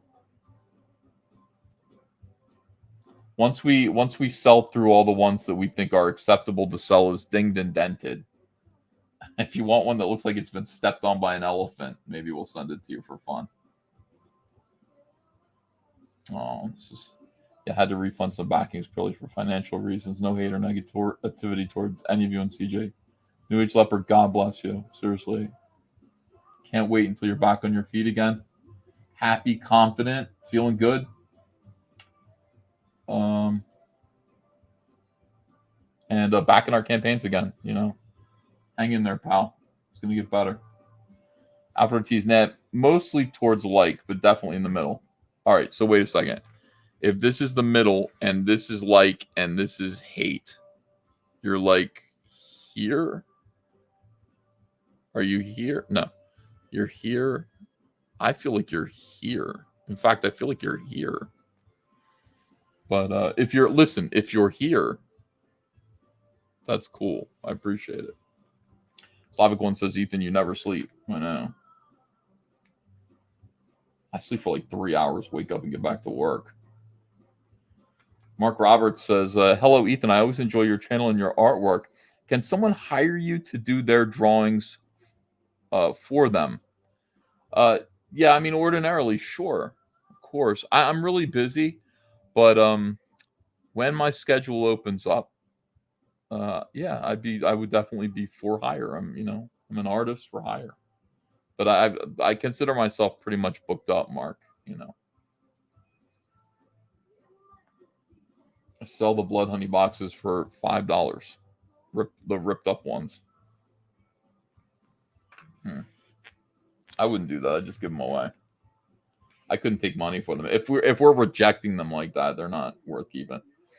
21 Studio says, you had your own Amber Heard with Doug Ernst. Why didn't that guy leave me alone?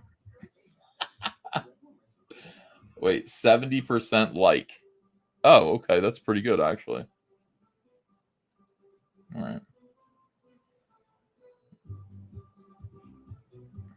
I don't know about that, though. I don't know if I believe you. Although sometimes I want to pimp slap you. So Sagittarius, I'm still here because you have fulfilled everything but Wrecked, and your show is damn entertaining. Wrong. Action figures, Wreck Planet, Snowman, Rainbow the Brute. 4 campaigns that I still need to fulfill. It's going to go like this. Wreck Planet is next. Action figures will be after that. And Snowman, I don't know. That's up to Matt. Whenever Matt's done. Snowman could be next for all I know. And then Rainbow the Brute will be last. Can't wait. Rainbow the Brute is going to be great because I'll be able to make a bunch of t-shirts and other... We have an action figure sculpt all ready to go if I want to do that. I don't have enough money for it, though. I think there's like 400,000 or something like that in the Wreck Planet and Rainbow the Brute campaign. That's enough to do what we said, but it's not enough to do too much more.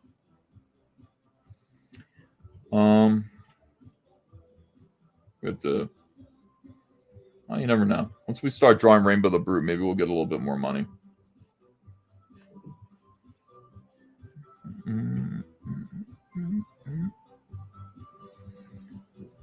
Yes. If you hire Ethan, you may have to wait 8 days without spurging out, says Wilberforce Wooster. Yeah, hire Comic Book Hut. I understand he's available. When your schedule opens up 2035. Yeah, I mean, technically, like, look, I mean, you know, I'm available for the right situation. I mean, if somebody had crazy money and wanted to hire me to do a cover, I could do it. But I mean, I'm not looking for work. I'm not fulfilling cash grab.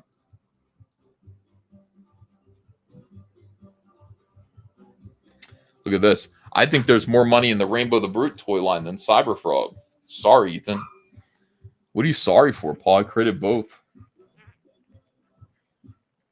You know, I could do a Rainbow the Brute toy line. Rainbow the Brute was just going to be a one-off, but there could be a sequel. Let me just see how I feel about the book when it's done. $20 from Eric Medved. That ain't cheap. Thank you. I've been a fan since the Harris days. Through your run on Green Lantern, and that's why I backed what I have. Quality takes time, and you've always proven you are loyal to the customer. Don't always agree politically. Not going anywhere at Comicsgate. Yes, Eric. Thank you. Wow, you've been here that long, huh? Wow. Mark Roberts says, thanks for answering the question. How much do you charge for your services since you are a professional and talented artist? Oh, geez, Mark. Well, we'd have to talk in private about it. I will tell you that what I would charge you would not be fair and would not be to scale with any other artist because I'm so very busy and I'm already so well compensated for my work. Does that make sense? So, like, you could find an artist who's much better than me, I'm sure. Just, you know, throw a dart at a map. And they'll charge you less, you know. But, of course, they will not be Ethan Van Sciver. So, that is the thing.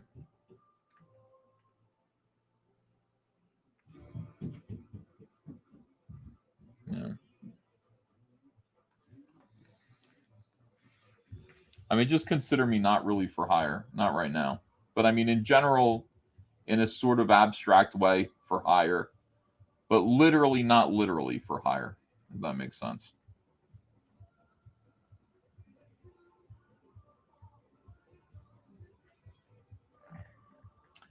Caleb here says, where did you end up falling on Rainbow's name?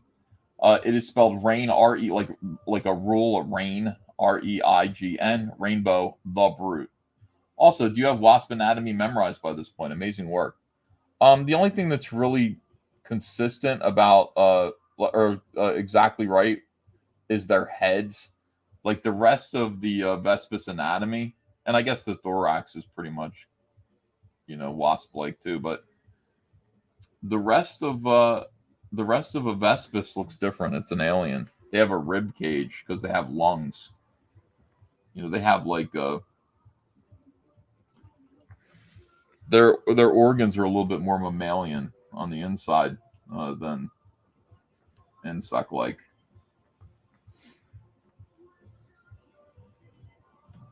That's why they're so big. And thank you. Brandon McRanderson for $5 fell into some money and ordered some action figures from you today. Wow. Full set plus an extra Vespis. Couldn't find an add-on for an extra Slave Catcher. We didn't put one of those in there. Wow, thank you, Brandon McRanderson. You probably got us closer to defeating the evil of Ruth Bader Ginsburg. I haven't looked. But thank you. I'm waiting till the last minute to get the action figures. Thank you, Survive Infinity. Well, you know what I'm going to do? As soon as we defeat the evil of Ruth Bader Ginsburg, I'm closing the campaign down. I'm going to let it sit for like a month, and then I'll reopen it with the variants. Because I feel like if I just put the variants in there now, it's not really going to attract very much attention. But if I close it down and I reopen it again with the variants, I feel like we're going to make another 6 figures. That's the feeling I get. So that's what I'm going to do. Hey, how do you know what dialogue is with the characters you are drawing? Do you come out with the dialogue first? Says John Sapola. No, I have a general idea of what the dialogue's going to be, of what they're saying, and I just draw it. And then, when I go back and script it, that's when I stop and think and work out the dialogue. But, it's pretty direct stuff. I'm not a poet. I want it to be, I'm writing for me as a 13-year-old comic book fan, which is why it looks like, I remember I was into heavy metal and stuff. I love Iron Maiden's album covers. It's all a big influence on my work.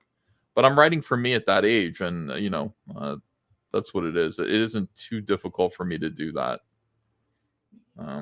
Yeah, I'll become a better writer as I go, but I think I'm pretty good right now. I'm getting better. Crow Scorn says ideas on a good pen for white highlights and touch-ups. I got 2 of them. I'm glad you asked. This right here is a Jelly Roll. Okay, look for Jelly Roll white pen. And then, of course, Presto Jumbo Correction Pen. These two, I've been using these 2 pens for 20 years. And they're always good. Never let me down. What would you do if somebody were to create an AI that could draw just like you, says Mike Wilson Art? I would ignore it and just keep doing this. Yeah, Derek Riggs. That's the Iron Maiden artist. Yeah, I mean, I don't think there would be. I don't know. I don't think it's possible, really. Oh, thanks, Avarice. Appreciate it. Yeah, that's right.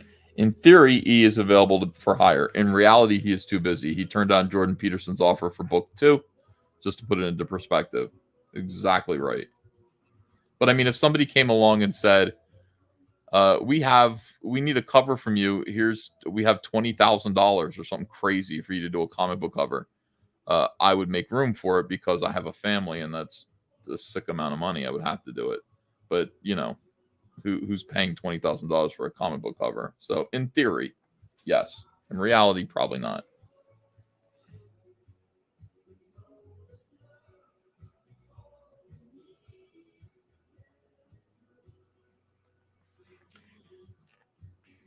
Was Cyberfrog inspired by the Somewhere in Time album cover? Yep. You can see the things in his neck, his neck cords, vocal cords, came from Eddie on that album cover. Mark Roberts says, "Okay, no problem. Another question. I'm working on triple X comic books. Oh, you're making them like porno comics? In your opinion, does triple X comics sell? If yes, where can I sell them?" I gotta think yes, they sell. I don't know where you sell them though. I don't know. I'm not sure. Like I don't, Penthouse used to make comics. I don't think they were triple X, but they were like full explicit nudity. And they used to hire some of the best artists to work on them, like Adam Hughes. God, they were absolutely beautiful. But that's Penthouse Comics, I don't know where you sell like porno comics now. Good luck to you, though.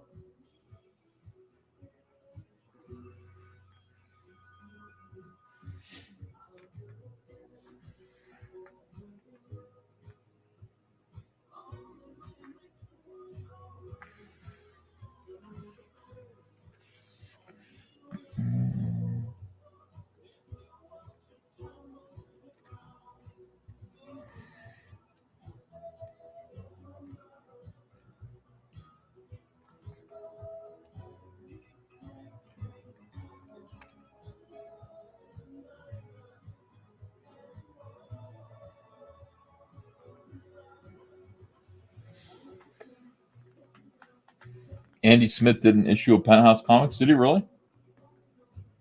They were paying crazy money. Like they were paying double rates. I do remember hearing like, "Oh, Penthouse is hiring, and they're paying like twice as much as what Marvel pays." And I went, "Wow, that's cool. Too bad I'm a Latter-day Saint, and I would never draw pornography."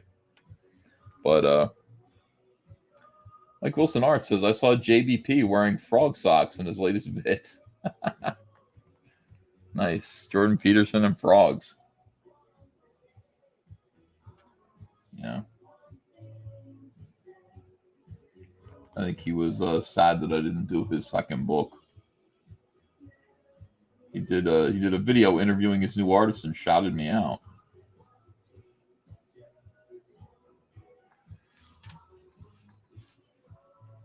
I would have loved to have done it, but I just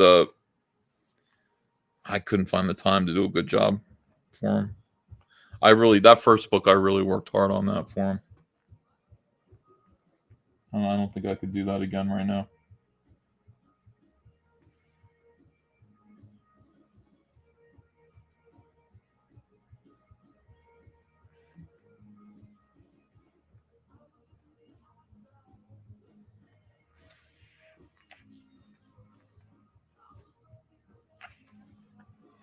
Do his third book. Yeah, sure.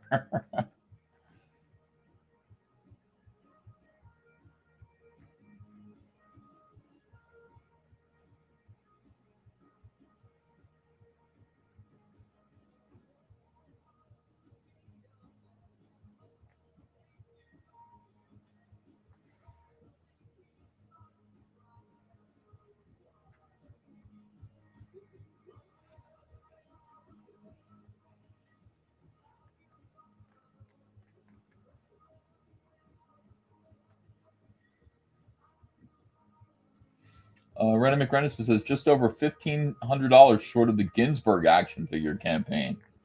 Nice. Yeah, we'll get there. Hopefully we'll get there.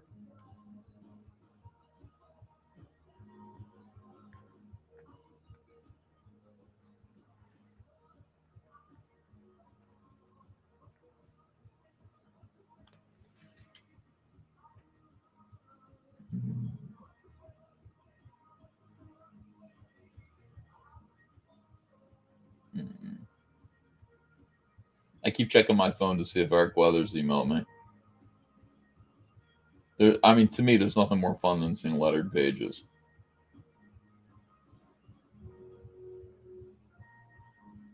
Not yet.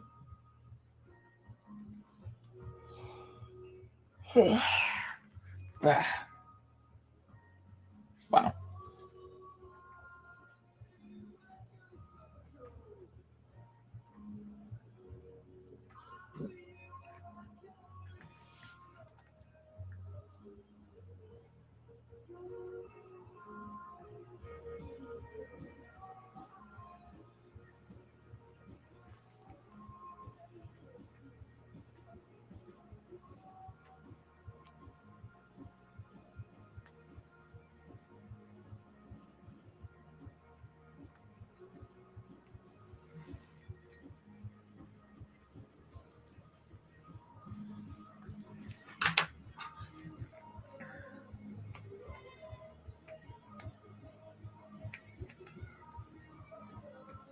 Thank you, Andrew Graham. Hello.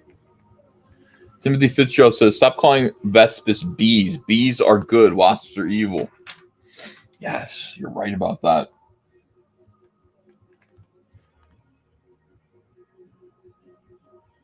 Hornets. Well, you know what? Humans call them murder hornets. You know, in the book, like regular people, they don't know they're called Vespis, so they call them murder hornets, just like the phrase that popped up last year for the what are they, African whatever bees? What are those things called? Not bees, wasps.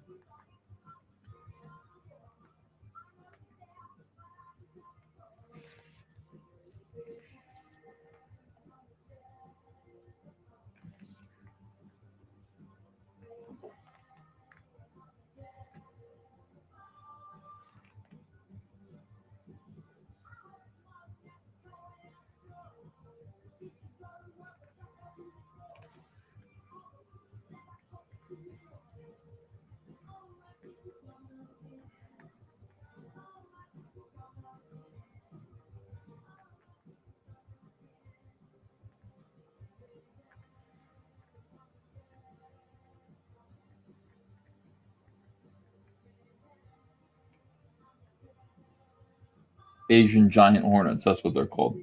The murder hornets. That's right.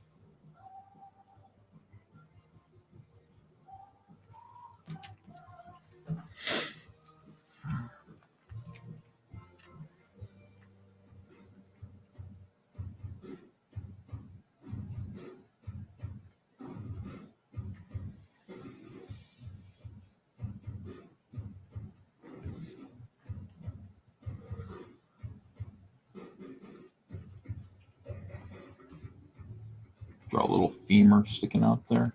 Not a femur. What is that arm bone called? Femur is a leg bone. But I'll draw one of those too.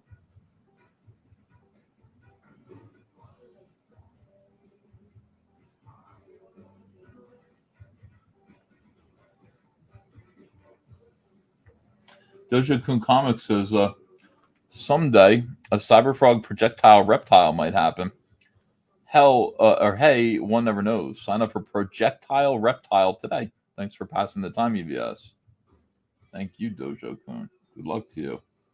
Upper arm is the humerus, I think, says Micah Curtis. Micah's still hanging out here. Hello, Micah. 519 people still watching me draw today. This is the biggest, I think this is the biggest draw stream audience I've ever had. Alfred Ortiz says, EVS trying to pin it on Africa. You're canceled, buddy. Well, Africa sent over the killer bees, so, you know, they're not much better. Humerus, radius, ulna. This is good, except for Mike has spelled humorous correctly. This is humorous like it's funny. Yeah.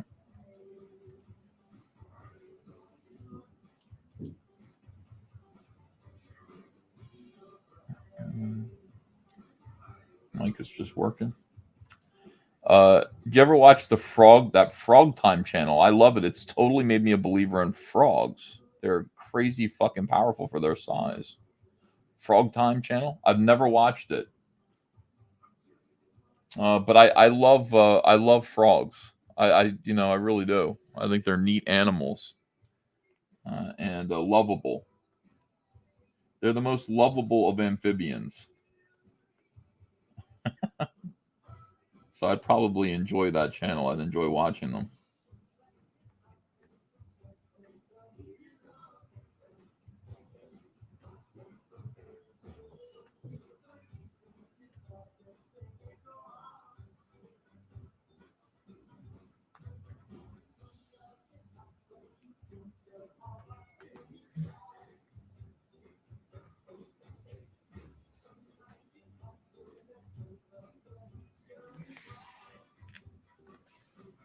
What happened to the murder hornet invasion of 2020? These things never really happen.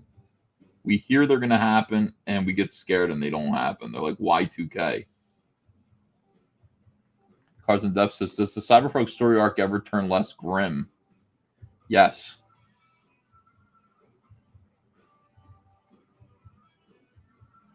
Yeah.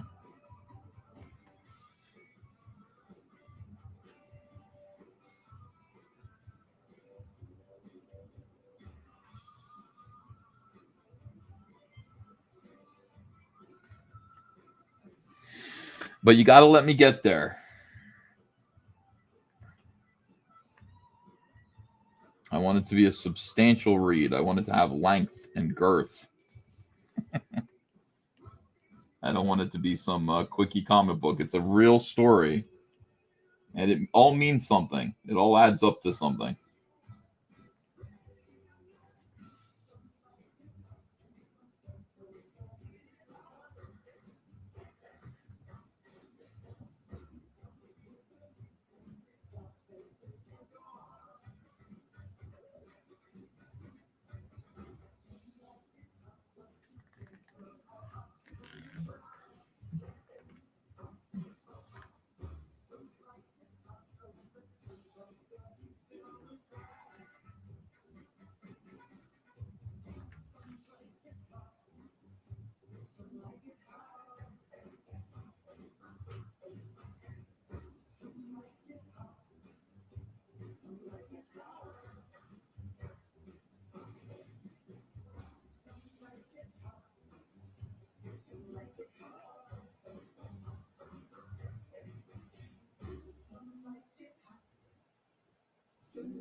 Rod Stewart covered that song at the Hollywood Bowl on first day. He even had a bunch of the dancers. What's up, baby? The video on stage with him at the Hollywood Bowl. Kind of fun to watch to see him. What do you need?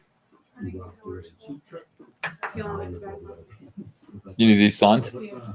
Why are you feeling like a bad mom? Because you're Haley working? wants me to drive her to a carnival tonight, and I just don't have time in my life to do it. Yeah. Am I always going to be the mother that doesn't do anything for her because I have Ava, or you're on a different schedule than me? I don't know. My schedule revolves around yours, and if yours doesn't fit in, I can't do anything for her. Well, I think you're a great mom. Well, I'm not doing what I'm supposed to for her. And I will tell you this. Did our parents do anything with us? Mine did.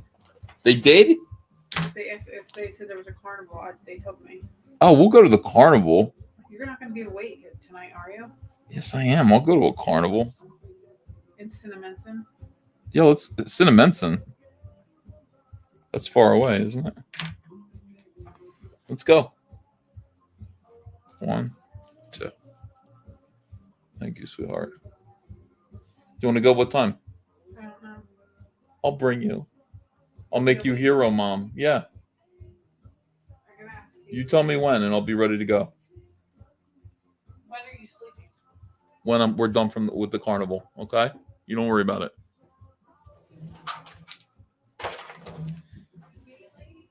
All right. Yeah, like this generation of parents, like we're helicopter parents. I always think, what did my mom and dad do for me? Like, they were there now and then, but it was like a special thing when we did something. You know, nowadays, when we did something together, nowadays it's like, it's crazy. It's a lot more work to raise kids. But, I mean, there's also the thing where, you know, it's like, you know, when you're sharing time with a kid because of a divorce, you want to be there. You want to, you know, have fun. You don't want to be the parent that doesn't have fun with your kid. So I get it. No problem. We'll take the night off and go to the carnival.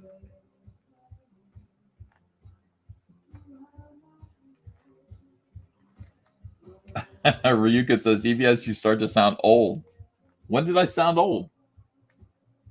I think I sound my age. I think I sound younger and dumber than my age.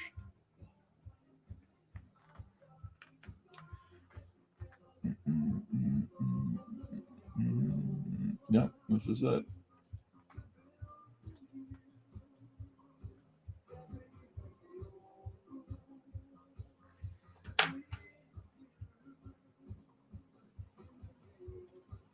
Does Cyberpunk poop? That's a great question. I gotta assume he does, but you know, it's not the kind of thing that we want to show. And go to the carnival, say hello to Shane's dad. Hello. Hello, Das Falsch. I've been enjoying the artwork. Thank you. Thank you. If you like it, go check out my eBay store and pick up one of my comics. The first issue of this book is for sale there, and a bunch of other stuff.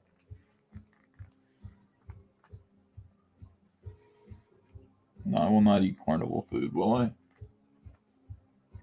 Maybe I will.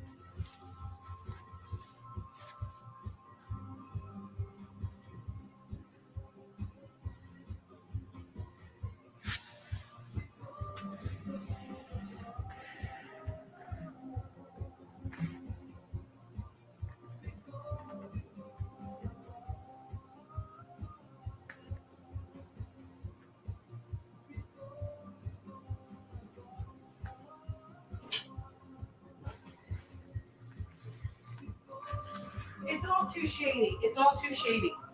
What did we figure out? No, because this is the thing. I said, we'll take you to the carnival. You have to leave when we're leaving because we're going to go home at a certain time. Yeah. She goes, no, I have to stay till 11. Why don't you do this? 11. She goes, no, do this. We'll whip around and we'll pick up Jack. He lives on the way to Maddie's, like Medford area. So Who's Jack? Some Maddie's new boy. To. Oh, okay. So pick up Jack, pick up Maddie, go to Cinnamon's and Carnival, and then we can leave them there because Maddie's dad will bring them home. She's 15. But we have to pick up Jack and Maddie on our way. Oh. 2 stops, like a bus service. All right, look, I'm up for it. If it's what you want to do, if the only reason you don't want to do it. I said to Ava, I said, do you want to go to a carnival? And she said, yes. She said yes. We got to go. All right, I don't mind. It's all the way in Cinnamon's. That's far away, but Carnival around. How do they even know about a carnival in Cinnamonson? It's all over Facebook. I see Really? my friends are going. Look, you tell me what to do. I'm doing it. All right? I'm supposed to make Hunter mac and cheese. Got too much to do.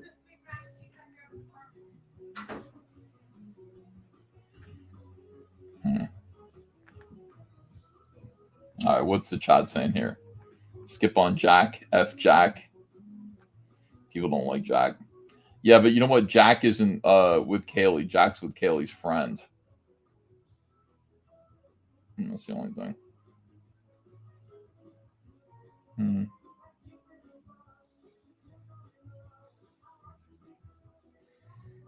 Yeah, I don't mind going to the carnival. I'll have fun. And Ava wants to go. Like, Ava's funny. Ava will say nope or yes. Like, when you tell her to do something that she wants, she goes, yes. Like, she whispers it. So if she wants to go to that carnival, we'll go. It'll be fun. Wow, everybody's mad about Jack.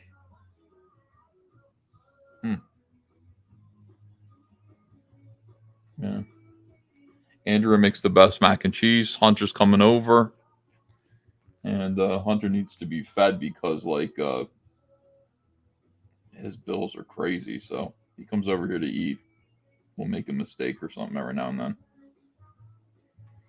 It's all fine and good. I wish I had it when I was in my 20s. Just go over to my parents' house to eat. That would have been convenient for me.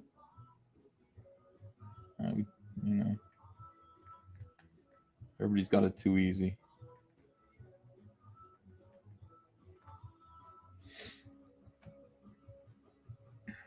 Eric she does not want to do a cooking video. I have asked her. I do not understand why. She doesn't like to be on camera. Like, I'm surprised she's talking on camera, honestly. She usually comes down here and whispers. But she's being cool. She doesn't want to do it. She's like, I don't really know what I'm doing in the kitchen. Like, that's just not true. Like, I mean, everything must be a happy accident thing because she's a really good cook. But she's like, I don't know. What's her fear? You know, it's like you try to show people, maybe somebody will watch it who actually knows how to cook professionally and they'll criticize her. Who knows? Who knows what she's worried about? You have to be a little bit of an extrovert to be on YouTube anyway, and she's not. She's just not an extrovert. She's not an introvert either, but she's somewhere in between. Normal. Ethan, do not watch the new Buzz Lightyear movie. I won't because it's Disney and we'll skip it, okay? But Ava would really want to see it. So we're just going to pretend it doesn't exist. Yeah.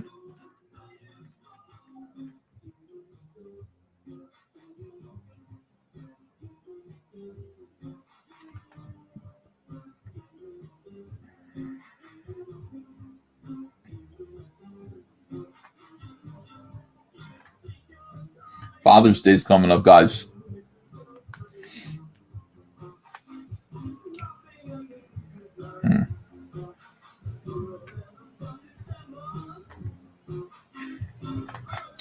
Andrew said, what do you want for Father's Day? She said, besides that. I don't know. What do I want for Father's Day? Nothing. But I can have something. So what do I want? Like, I guess I can. I don't want to eat anything. Because like I would just say, make me that bacon mac and cheese that you make.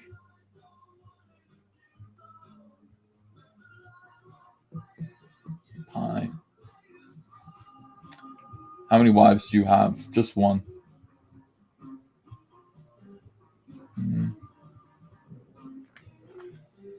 Yeah, I'd like to just watch the Phil. By the way, how are the Phillies doing right now? Phillies game started. Hold on a minute. I'm gonna find out what's up.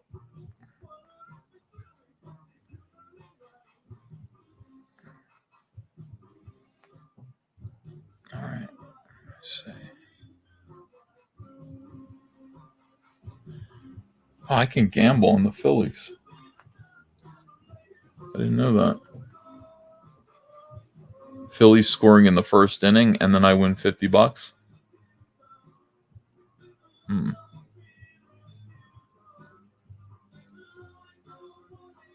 Today at 105. This should be already going. I can't find any info on it.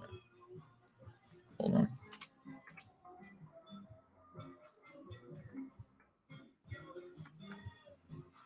Oh, top of the second. Phillies lead 2-0.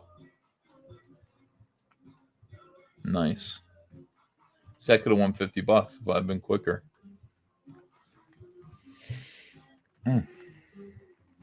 Tell her you want a second wife for Father's Day. That doesn't seem like a good idea. Yeah.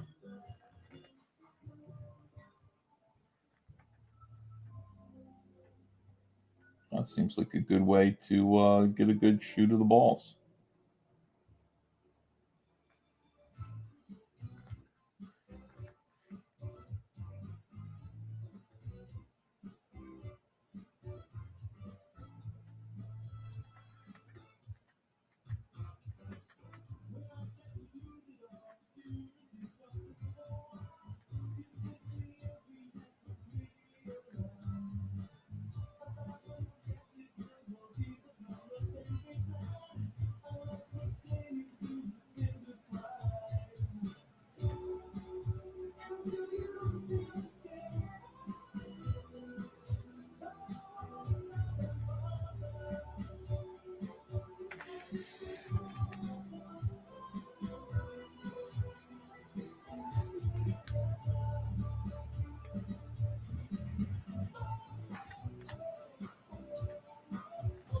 Let's take a break to remind people to check out our eBay store.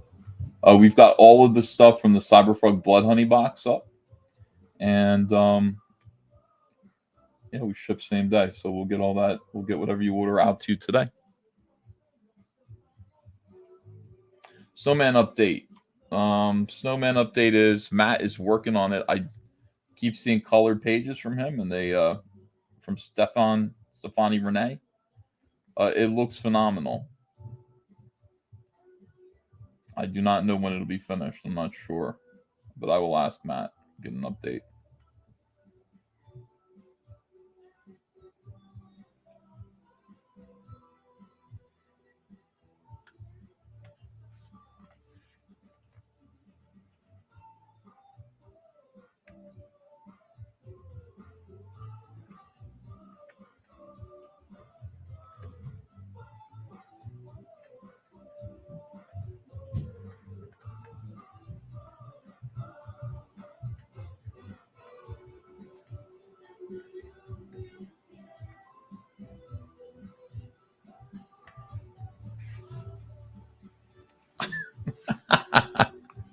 This might be the greatest thing I've ever drawn.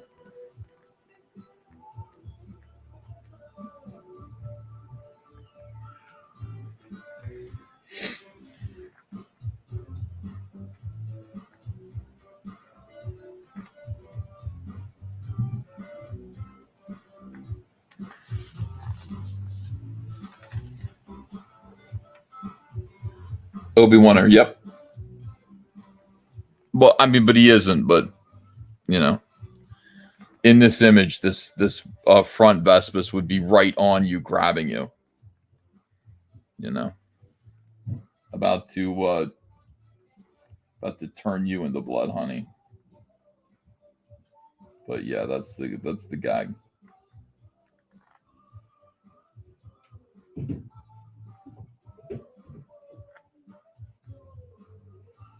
Maybe I'll make a poster of this too. It's so Comicsgate. Like, we got to be proud of like everything we've been through. We've been through some pretty iconically funny stuff together. I mean, to me, like, what does this represent? Like, this was the attempt. This was our main gaslighting situation here. This was almost like a Reichstag fire type of situation where it's just like, you know, oh my gosh, like, we received harassment for posting a milkshake photo. Bullshit. No, you didn't. But I mean, they all do this all the time. Like, this is important. Like, they have to claim victimhood. SJWs have to claim victimhood. They have some stunt that they do, and they receive a mild bit of criticism for it, and then they just overreact, and you know, it just helps them kind of plant the flag and move the ball a little bit further down the field. And that's what this was. I mean, I was there. I was like, I'm not seeing it. I'm not seeing the abuse. I'm not seeing it. What is going on? And I mean, we had articles in USA Today about it. Give me a break. It's so organized. It's so orchestrated. It's carefully put together, these events, with complicit agents within the media. And that's what kicked off Comicsgate. It's absolutely ridiculous. And we still hear about it. Some girls can't just drink some milkshakes without receiving harassment? Well, I mean, I guess not on the internet, no. I guess nobody can do anything on the internet without harassment. I mean, that's been, you know, pretty much the moral of the week. You know, it's like, I can't exist without harassment. Why should she be able to drink milkshakes without harassment? Why should anybody be able to do anything without harassment in this day and age? That little girl who's making, you know, Mean Girl, Gossip Girl, whatever her little column is for Instagram. Yeah, Instagram. Over at our local high school. You know, it's like, that's harassment. We live in an age of the internet where people are just fucking around.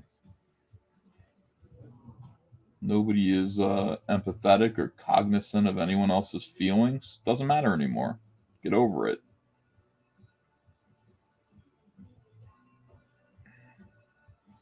But I mean, what makes you so special? Like, you're no different.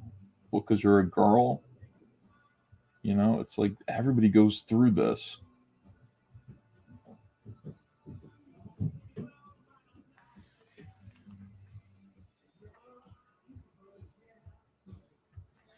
and far worse.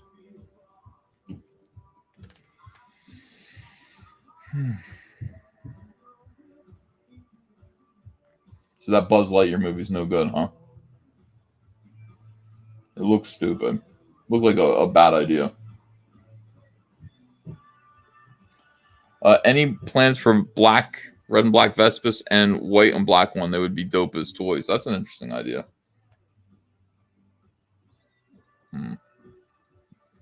This layout was legitimately very clever, Ethan. Thanks. Yeah, I've wanted to do this the entire time I was finishing Wreck Planet. I was like, I can't wait to get this other piece done.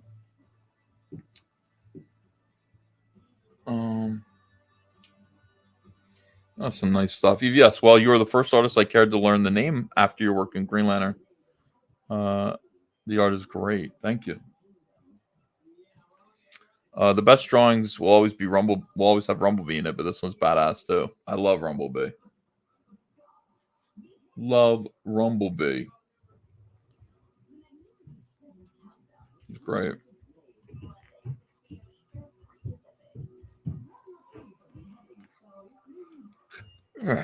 I don't know.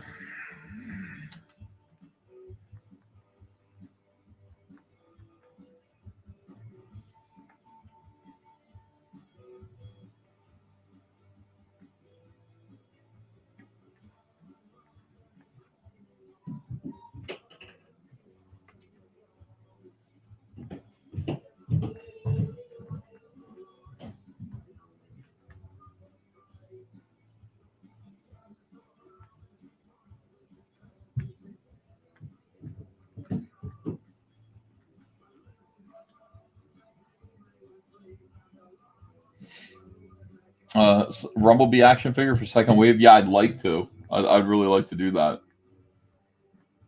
Let me survive the first wave. Let me get these done. Ugh. But yeah, I wouldn't mind.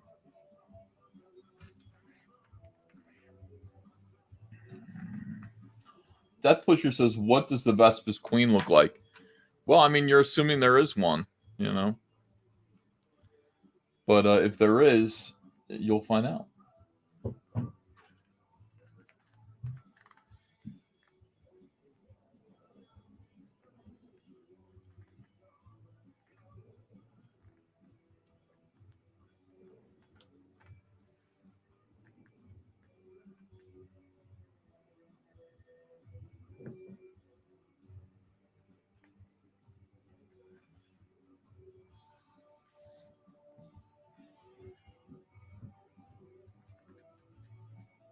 Thanks, Ace Garrison.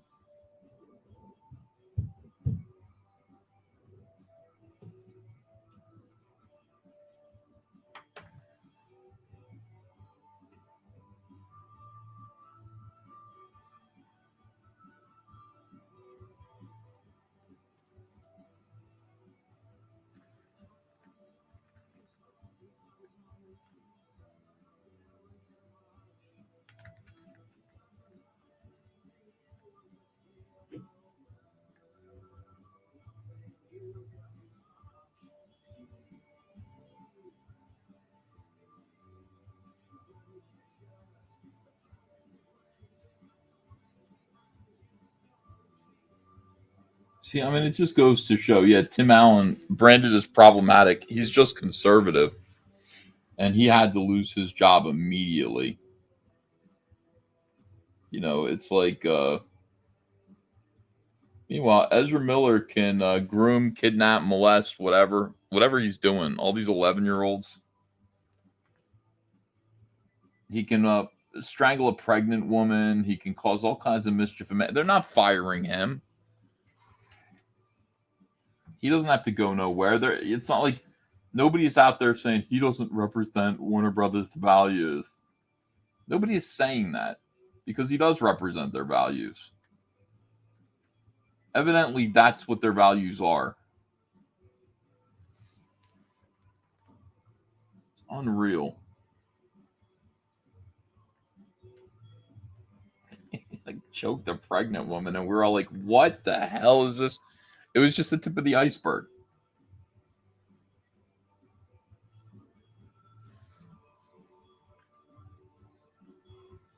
We didn't know how weird he was.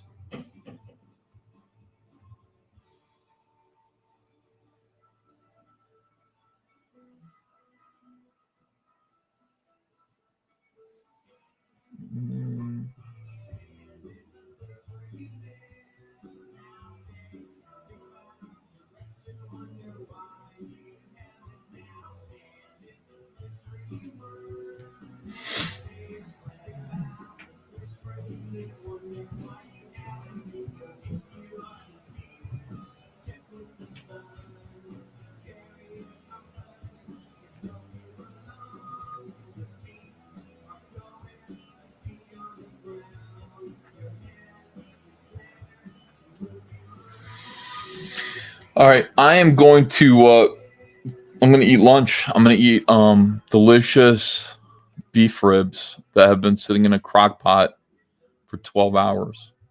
Slow roasting, slow cooking. That's my lunch. That's what I'm going to have. You guys are awesome. Thank you. Wow, what of eBay going up? Thanks a lot, guys. I might be back. I might not. I got to figure out what our schedule is here. But I definitely appreciate you guys. Thank you so much for all the super chats, the conversation, the support, and supporting our eBay store. We'll get your stuff out to you. We'll get it out to you safely, quickly, and we appreciate your being our customers and our fans. Love you. Take care.